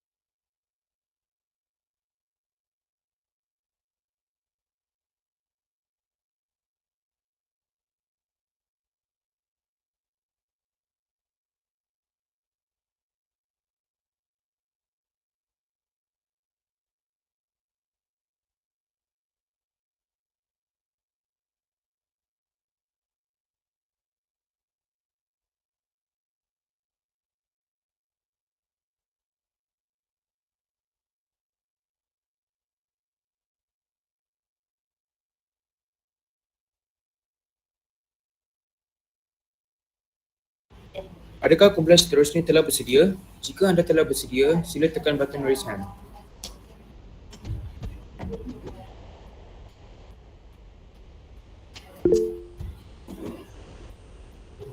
Seterusnya, saya menjemput pasukan seterusnya iaitu pasukan Profesor Green dengan tajuk projek PBL mereka iaitu The Effects of Artificial Light on the Rate of Photosynthesis and Growth untuk memulakan pembentangan. Dipersilakan. Hi, can I start now? Okay. So, good morning to the honorable judges. We are from Team Professor Green, here to present our idea to you guys today. I'll just give a brief concept on why we chose this idea. This idea first sparked when we realized that residents don't have the ability to grow plants in high-rise buildings and skyscrapers. This is due to the buildings that don't have the feature to allow the flow of sunlight into their abodes. An artificial LED light bulb gives plants all the light that they would need outdoors as an alternative source for sunlight.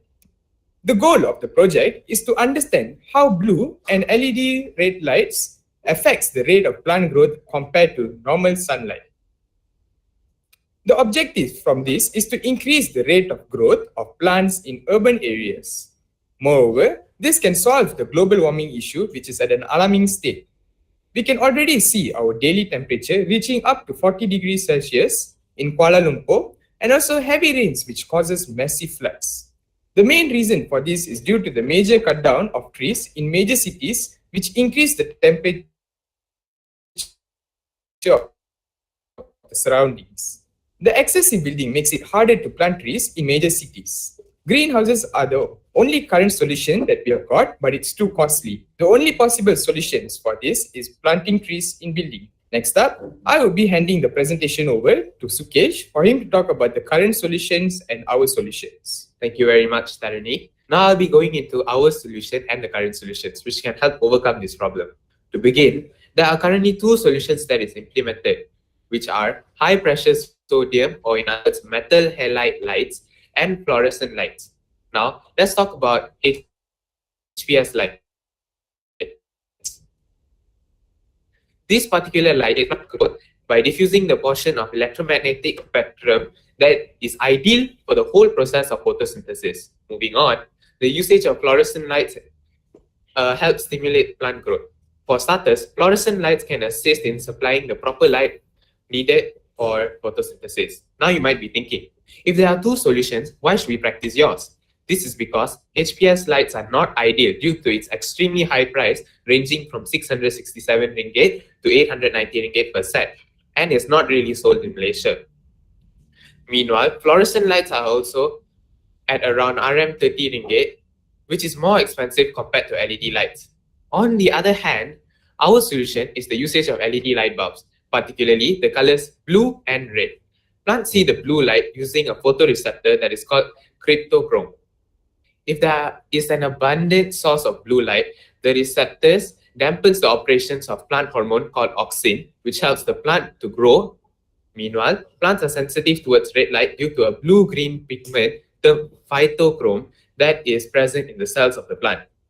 When there is an abundance of red light, plants release a hormone known as methotopolin, which prevents chlorophyll in the plants from being broken down. So it stays green during spring and summer. And that is beneficial, for it is precisely at this time where the plants use chlorophyll to convert energy from the sun into sugar. Now, I'll be passing the presentation to Parthiv. Thank you, Sukesh. Now I will be talking about the impact of our project to the community. I would like to start with the first point, which is the temperature in urban areas will be decreased. This is due to plants releasing water vapors during the process called transpiration, which cools down the surroundings. Next, the oxygen concentration in the air will increase. This is because the more plants to conduct photosynthesis, the more oxygen will be released into the atmosphere, which might increase the concentration of oxygen in air from 21%. Then, the need to have a large unsheltered area for planting is now no longer required. As we found out, the artificial LED light bulbs proven to be just as efficient, if not more efficient, than the usage of sunlight. As we can see here, plants under blue light have grown up to 21.5 cm, whereas plants under red light have grown up to 17 cm. The plants with white light and sunlight have grown up to 13 cm and 12 cm respectively. This shows that our project is a success and people can grow plants even in their storeroom with no exposure to sunlight. Last but not the least, slowing of glaciers melting will also be occurring. The rate of melting glaciers could be slowed down due to the growth of plants in many areas. This gets to prevent rising temperature of Earth, and also extreme climate change can be avoided. If the planting is globally spread, the temperature of the Earth will slow down the process of glacier melting. Therefore, our project is a key point in order to overcome this global issue. That will be all from me. I will be passing it back to Tarani. Thank you, Parthiv. I think this will summarize our project. Thank you very much.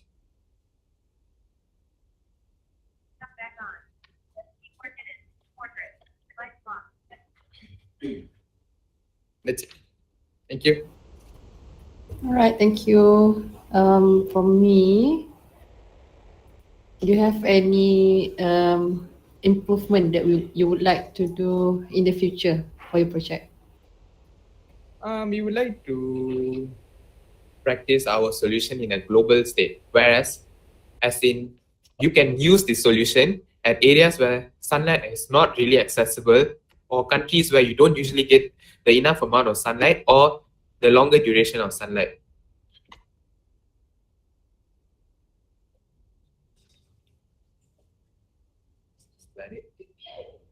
Not only that, we would also like to commercialize it to countries with the uses of solar panel, so that we don't need to use electric more,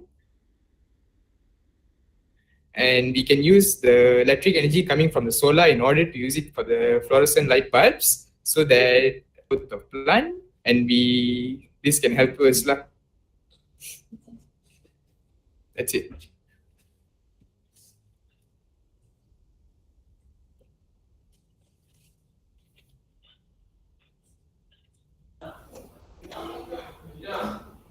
Ms. Anis, any question? Okay, question from me. Would you consider your research to combine two or more light? Can you pardon your question? Okay, for your research, this recent research, you use only one light to plant, is it right? Yes. Okay, would you consider to your research for the future to combine two or more light for one plant to see other results? Yes, it is possible.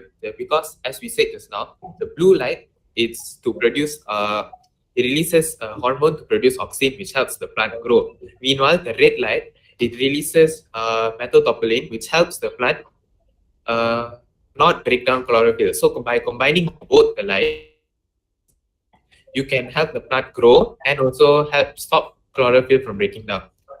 Here in the graph, we have shown earlier that using blue light, what are the growth rate of the plant? Using red light, what's the growth rate? And white light and sunlight. So from the graph here, we can see that blue light and red light has a higher growth rate compared to normal white light and sunlight. So I think in future, if we can combine this light, our project can be a success and we can increase the rate of growth of plants. Thank you. Can I have one last question? Have you done this project? Yes. You have the prototype? We got from here based on the project we did. So you got the prototype or you've made your actual design? Yes. Yes, you did. The results here is based on the prototypes here. Thank you. That's all for me.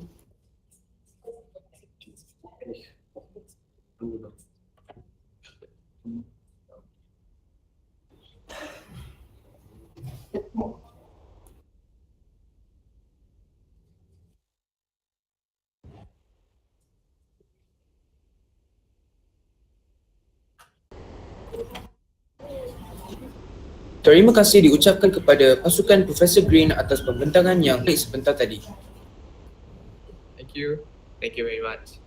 We'll be leaving you. Bye.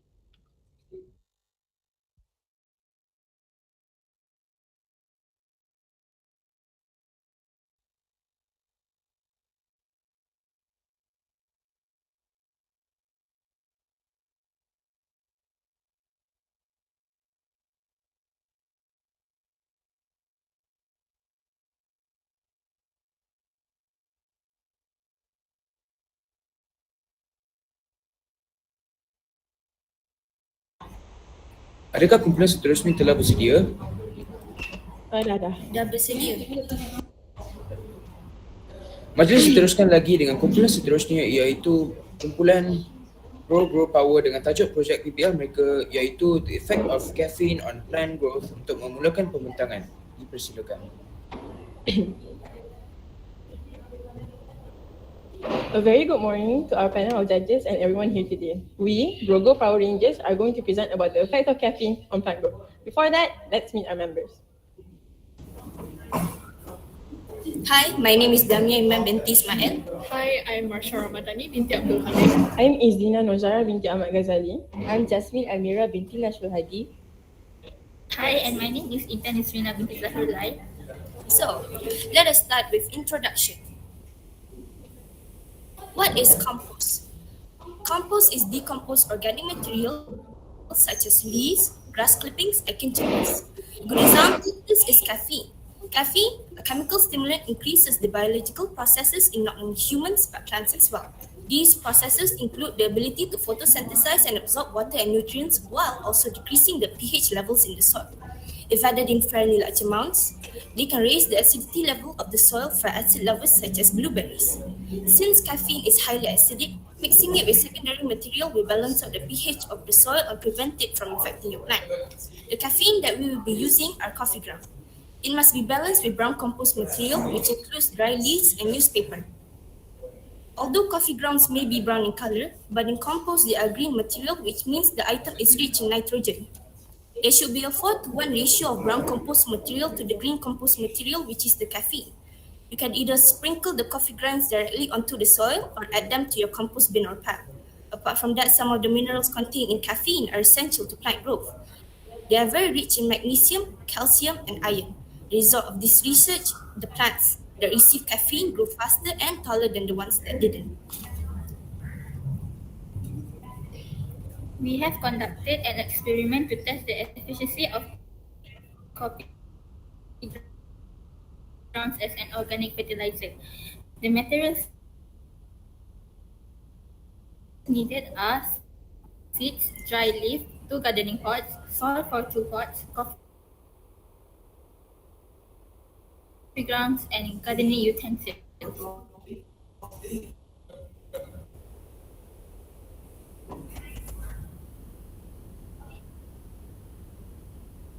How it done is dry leaf and coffee grounds were added to the soil.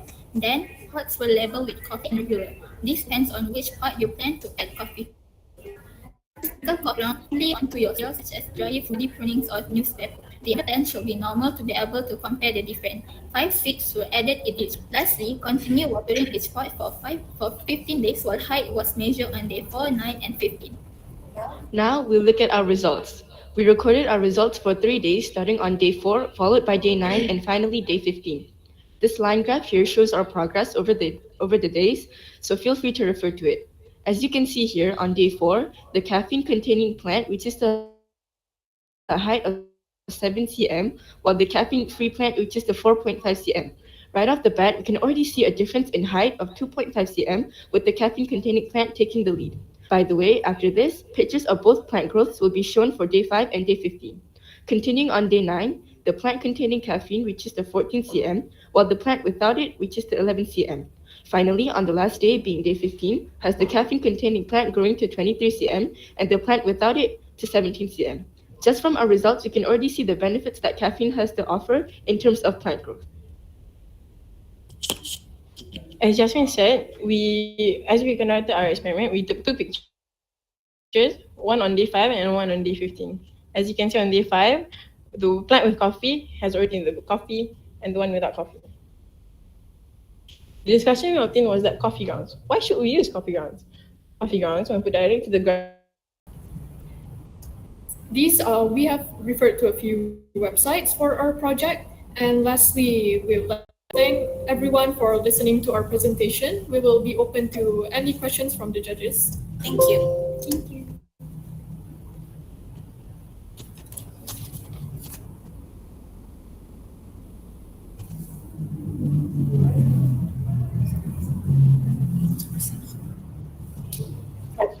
Right, Assalamualaikum. Waalaikumsalam. For me, how do you know that your green and brown materials for your compost is balanced? There's 4:1 ratio. So just now you've mentioned it 4:1, right? So you don't make Yes. any test to determine it's already balanced It's or not? already determined to balance it. How do you confirm it?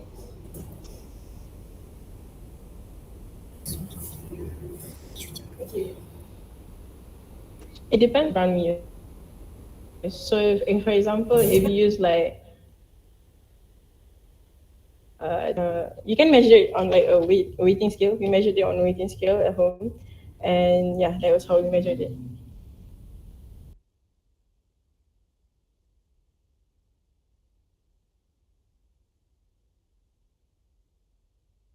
Thank you.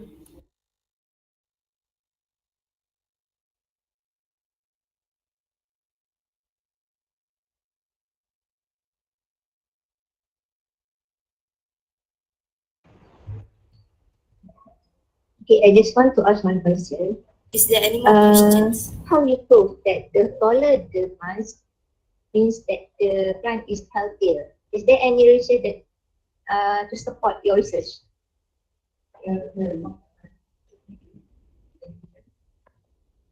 Any journal or any finding that can support your ratio that the taller the plant, the bigger the plant is growing? Based on our experiment, we only tested the height of the plant, but actually it can give other effects, such as when you are growing crops, it will result in like more improved growth of crops.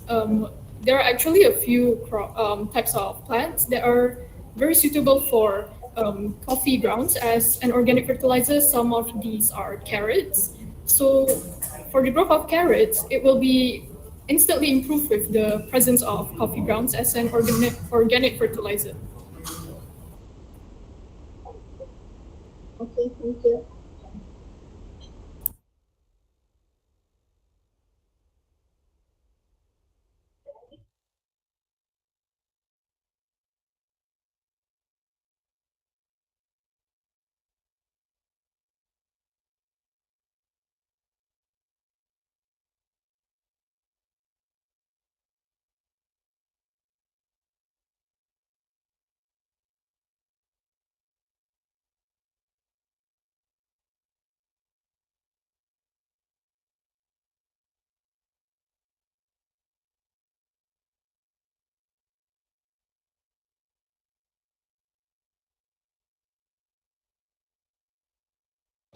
Alright, thank you participants. Thank you very much. Thank you. Thank you very much.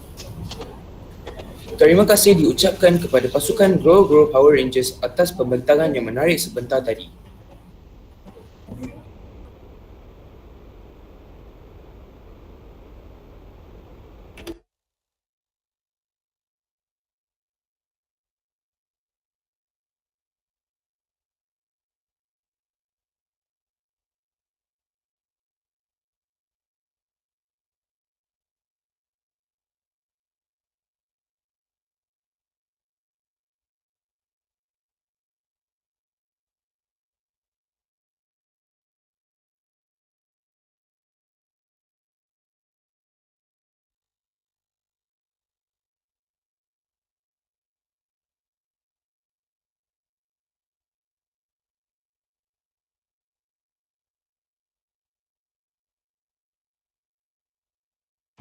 Hi judges, good morning. Adakah kumpulan seterusnya telah bersedia? Ya, bersedia. Majlis diteruskan lagi dengan pasukan seterusnya iaitu pasukan Are You OK Plan dengan tajuk projek PBL mereka iaitu Are You OK Plan untuk memulakan pembentangan. Dipersilakan.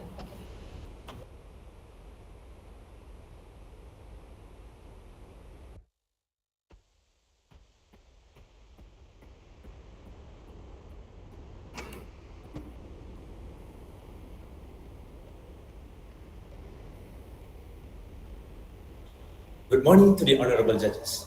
First of all, we would like to introduce ourselves. I am Sanjeev Raj Rajasegaran, followed by my team members Vishal Kadiresen, Keshwin Velkrishnan, and Harshini Nahendra. We are from SMK Aminuddin Bakri Kuala Lumpur, Malaysia. Today, we will be presenting about our innovation IOOK plan, and the theme of our innovation is life science. What is acid rain? Acid rain is a harmful substance which can destroy the plants. Acid rain is mainly burning of fossil fuels. Basically, our PBL is about an innovation that could detect the pH value of rain accurately to find out whether it's acid rain or normal rain. The purpose of our innovation is to protect plants from being harmed by acid rain and to aware people about the effects of acid rain to plants. Now we are moving to problem statement. Generally, acid rain is extremely harmful to plants that causes many problems. Acid rain causes aluminium to be released into the soil, which makes it difficult for plants to absorb water. Acid rain also sucks up nutrients from plant leaves. This can disrupt the photosynthesis process. In addition, it can cause disruption in food chain, which makes the biodiversity imbalance.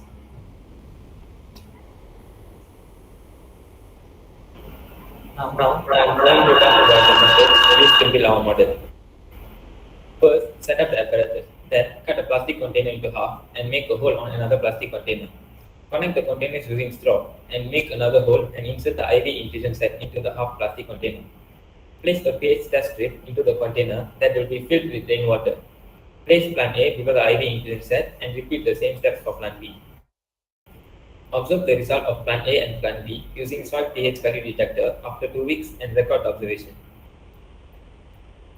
This is our flow of methods used to build our model.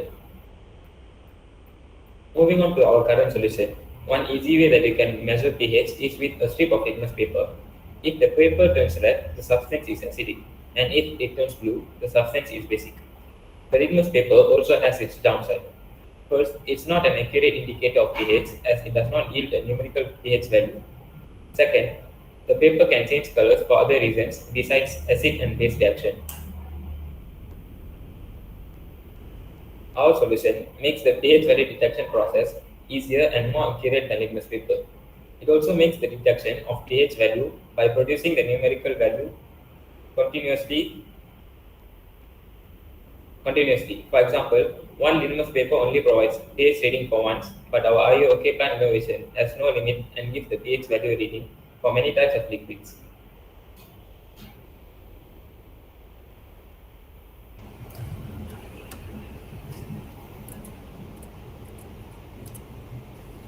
Okay, so now I'm going to explain about the survey that we have done. Based on the survey, we can understand that more than 50% of the respondents have answered our questions given correctly. This shows that most of them are aware of the effects of acid rain to the environment. Moreover, they also accept our IOK plan innovation, which create awareness and also protect the environment. As you can see, this is the survey that we have done. The diagram shows the apparatus that we have used for our innovation, which are 2 IV infusion sets, 2 plastic containers, metal stands, straws, pH test strips, and soil pH value detector. Moving on to the model of our project. This is the model of our project. The first container has contained acid rain, whereas the other container filled with normal rainwater. The acid rain flowed to the plant A, whereas the normal rainwater flowed to the plant B through the IV infusion sets. Moving on to the results and discussions. Based on the results and discussions, the initial condition of both plant A and plant B was healthy. But after the procedures, the plant A was not healthy as it was watered by acid rain, which has sucked out the nutrients from the plants and increased its acidity. Whereas the plant B was healthy as it was watered by normal rainwater, which is sufficient for the plant. This can be determined by the growth of the plant.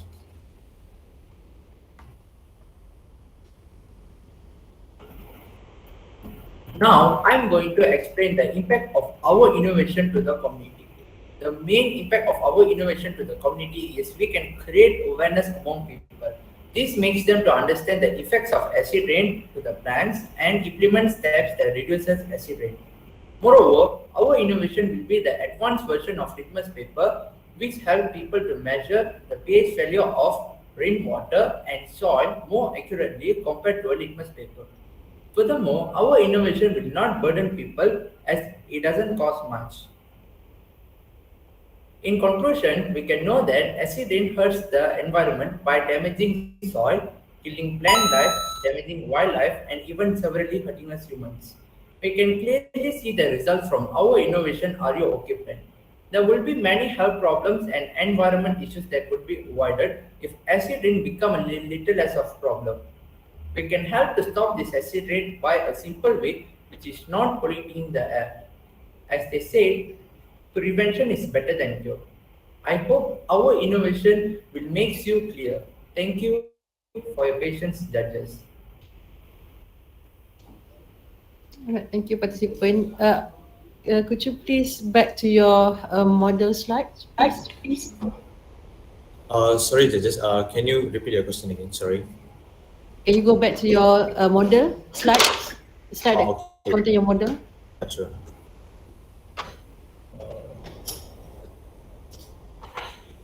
This one, right? Yeah. Right. So you tell us just now that you are building up a pH indicator, right? For the soil. So which of this part showing the pH is being measured? Because to me, from this model, I could determine that this setup is actually automatic watering system for plant instead of you are building up a pH indicator for the soil.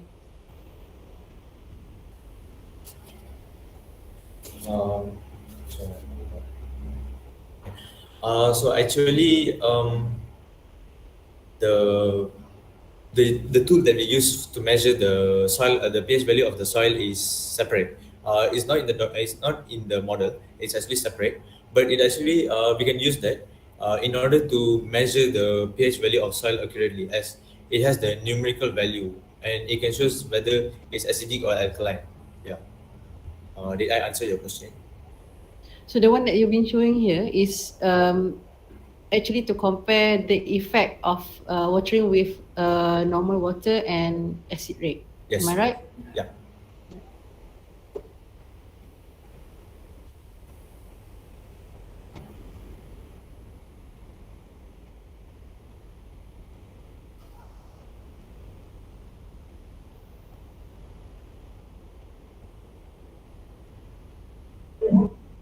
Okay, my question is, this is an innovation that you plan to market or commercialize it, is it? I'm sorry, Judge. Can you repeat again? Can't hear clearly. Okay, is this an innovation that you plan to market or commercialize? Oh, Yeah.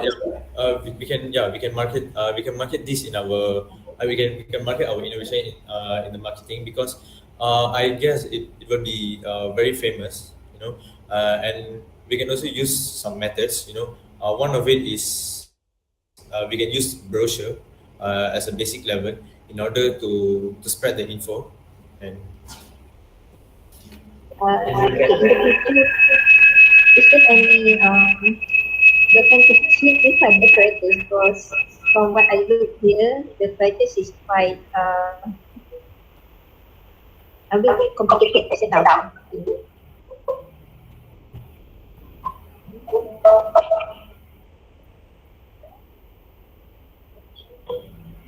Please, can you repeat the question?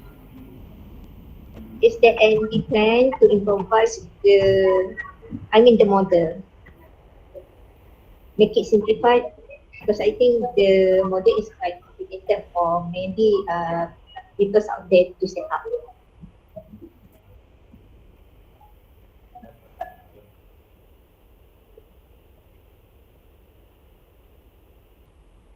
We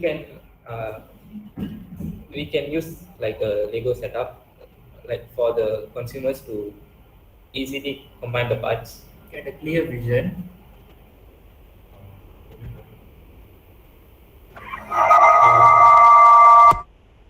And also we also can actually it's easy to build the models, because it's actually a recyclable thing, so it doesn't cost much.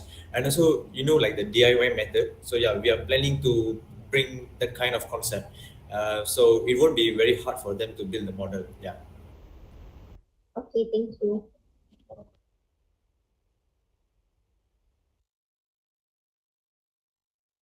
Thank you, participant. Thank you so much, judges. Terima kasih diucapkan kepada pasukan Are You OK Clan atas pembentangan yang menarik sebentar tadi.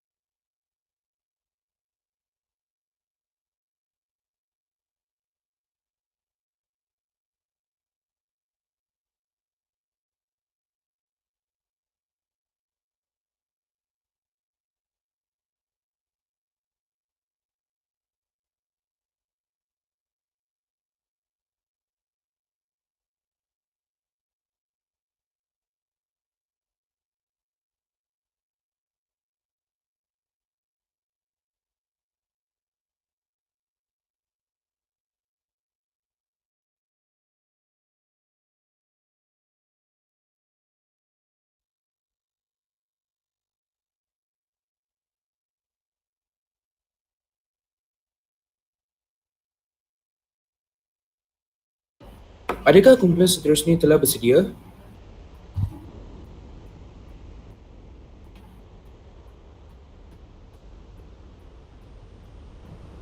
Ya. Nah, sudah sedia dah.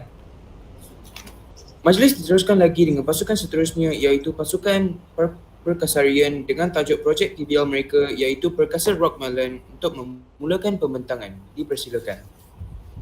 Assalamualaikum dan selamat sejahtera kepada Puan Nazirah binti Ahmad, Puan Anis Yolana binti Muhammad Arsyad dan Dr. Nusyam. Kami daripada SMK Kokrim Kasa, saya Mohamad Darwish Al-Hamis, saya Alif Darwi, saya Rasliana, saya Alia Rafiza. Pada hari ini kami akan membentangkan projek PBL kami yang bertajuk Perkasa Rockmelon. Selamat datang ke kebun Bandar Perkasa. Jom ikut kami ke kebun. Kawasan kebun ini diusahakan di aras 2 sekolah. Pada gambar raja di sebelah kanan bawah menunjukkan pandangan atas kawasan kebun ditanam. Kebun ini juga ditanam bersebelahan dengan Surau An-Nur.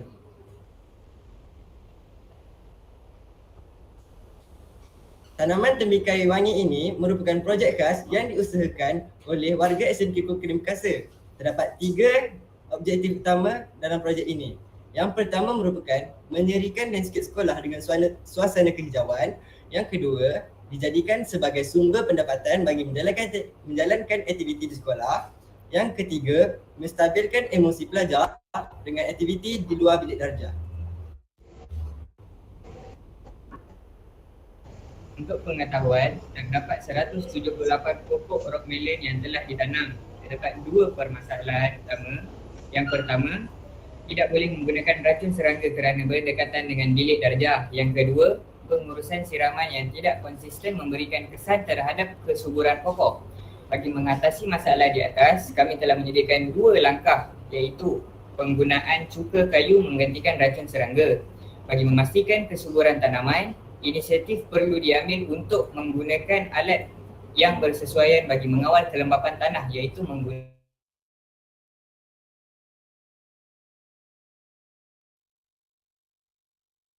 kerja. Kami merancang cara pengoperasian, membuat lakaran litar, membuat senarai bahan dan komponen, mendapat bahan yang diperlukan, membuat sambungan komponen, membuat pengujian sambungan litar dan membuat penambahbaikan terhadap projek. Berikut merupakan senarai komponen-komponen yang digunakan. Kaedah yang kami gunakan bagi menjamin kelembapan tanah ialah kami ingin menghasilkan alat yang sesuai untuk mengawal kelembapan tanah pada setiap pokok. Alat yang kami gunakan ialah penderia kelembapan. Penderia kelembapan akan mengesan suhu, akan mengesan kelembapan tanah dan menghantar data tersebut kepada Arduino untuk diproses. Selain itu, kebun ini juga terletak berhampiran surau sekolah. Bagi memastikan kelestarian alam sekitar, air yang digunakan untuk penyiraman tanaman rockmelon ini adalah air yang disalurkan dari tempat uduk Surau An-Nur. Terdapat 3 faktor utama untuk memastikan kesuburan tanaman rockmelon iaitu kehadiran air atau kelembapan dan suhu serta kehadiran cahaya. Berikut cara pemasangan litar Arduino. Seterusnya kita akan pergi kepada gambar rajah litar Arduino. Komponen utama adalah alat pengesan kelembapan. Alat pengesan kelembapan fungsinya ialah mengambil data kelembapan daripada tanah. Arduino akan memproses data dan menyimpan data. Kemudian data itu akan dihantar ke LCD dan dipaparkan. Geganti ini pula akan memutuskan litar sekiranya data yang diterima berkelembapan tinggi. Berikut merupakan rajah hasil daripada sebelum dan selepas projek ini dijalankan.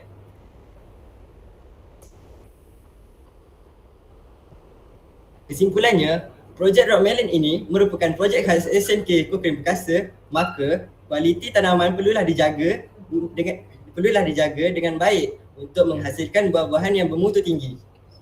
Dengan penghasilan alat untuk mengukur kadar kelembapan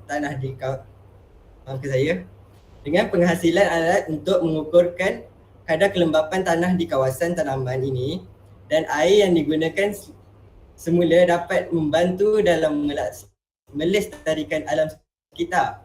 Faktor-faktor ini membantu dalam menjamin kualiti tanaman tembikai wangi. Itu sahaja daripada kami. Sekian, terima kasih. Terima kasih peserta dari SMK Kokrim Perkasa. Soalan saya, sekiranya telah menerima notasi berkenaan dengan kadar kelembapan notifikasi setelah kadar kelembapan tanah diketahui berkurangan, so apa tindakan seterusnya? Arduino akan memberikan arahan kepada geganti untuk memutuskan litar jika kuantiti kelembapan tanah berlebihan dan akan menyambungkan litar apabila kelembapan tanah tersebut berkurangan untuk pam air. So maksudnya sekarang ni kamu ada connectkan Arduino tadi yang dengan watering system, betul ke? Betul.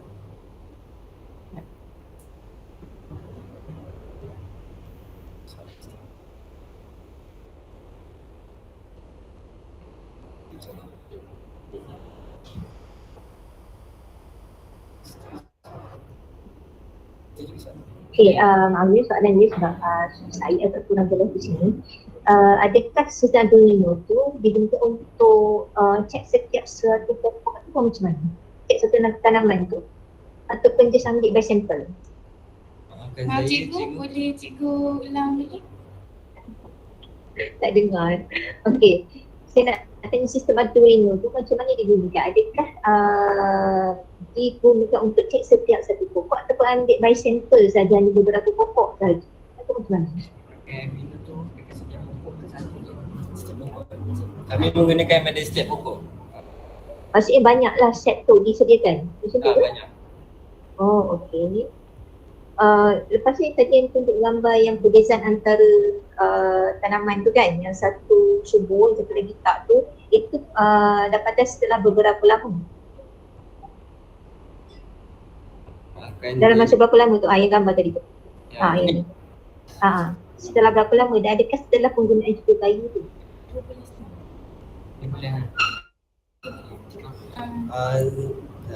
Selama 3 bulan je. 3 bulan. Yang ni adakah setelah penggunaan juga kayu tersebut?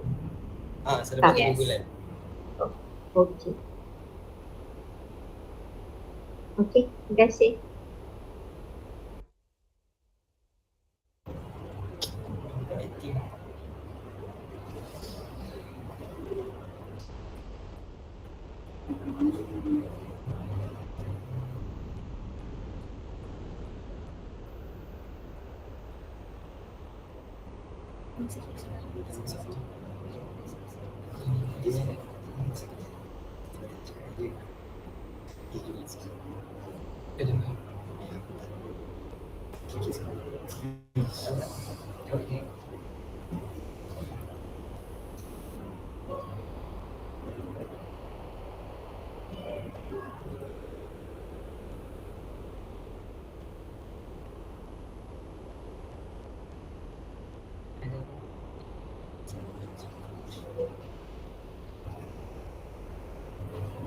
Saya rasa itu sahaja daripada judges yang ada. Terima kasih SMK Kokrim Perkasa.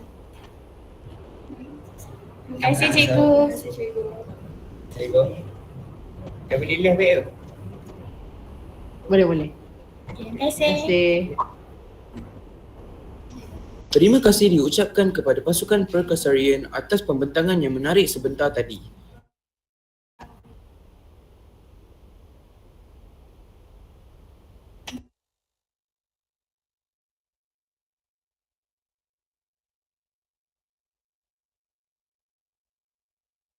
Sebelum majlis berakhir, saya menjemput wakil juri untuk memberikan ulasan keseluruhan hasil pitching sepanjang hari ini. Dipersilakan.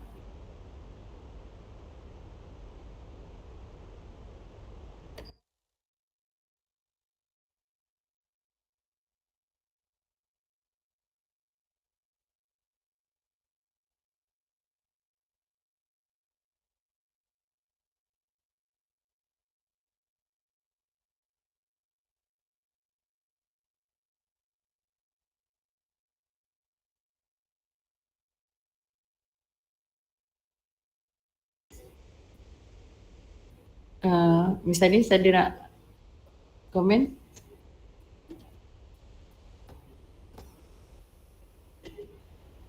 So kalau so far daripada saya, personally ada beberapa perkara yang boleh dipertingkatkan, maksudnya daripada segi kalau boleh saya gabungkan abstract dengan presentation, ada kadang-kadang yang dalam abstract tu dia tak clear dituliskan, terutama dari segi design yang hanya dapat dilihat hanya pada presentation. So mungkin dari segi design prototype untuk kumpulan selain daripada suatu presentation boleh juga masukkan dalam abstract juga. Dan lagi satu, apabila kod source terutamanya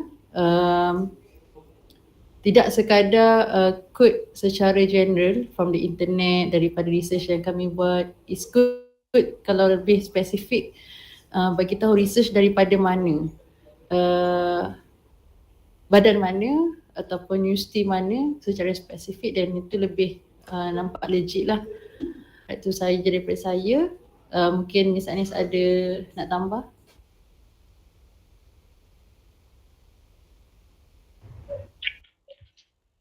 Okey, terima kasih Tuan Ibu. Terima kasih juga kepada semua partisipan. Okey, keseluruhannya pembintangan sangat baiklah bagi saya.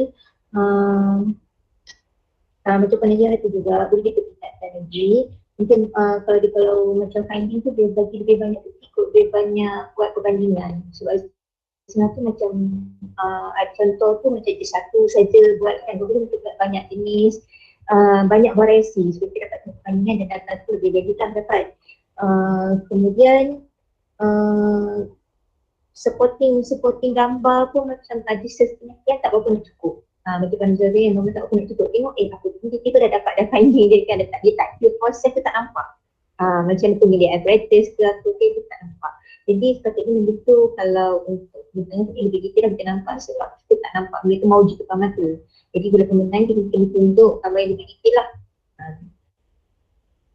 Okey, itu cukup pembintangan semua okey lah, lancar semua. Baik, terbaik untuk semua.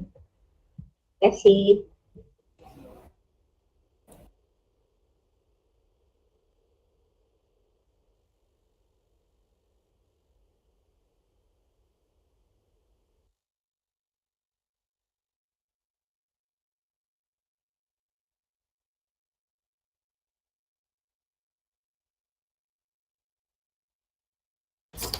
Terima kasih diucapkan atas kesudian para juri kerana sudi meluangkan masa untuk melancarkan perjurian pertandingan PBL STEM 2022 anjuran SMK Aminuddin bagi peringkat kebangsaan. Terima kasih juga diucapkan kepada baris ahli jawatan kuasa yang terdiri daripada guru dan murid yang terlibat melancarkan pertandingan ini dengan jayanya. Sebagai platform untuk pertandingan-pertandingan lain peringkat kebangsaan dan antarabangsa. Semoga maju jaya. Terima kasih.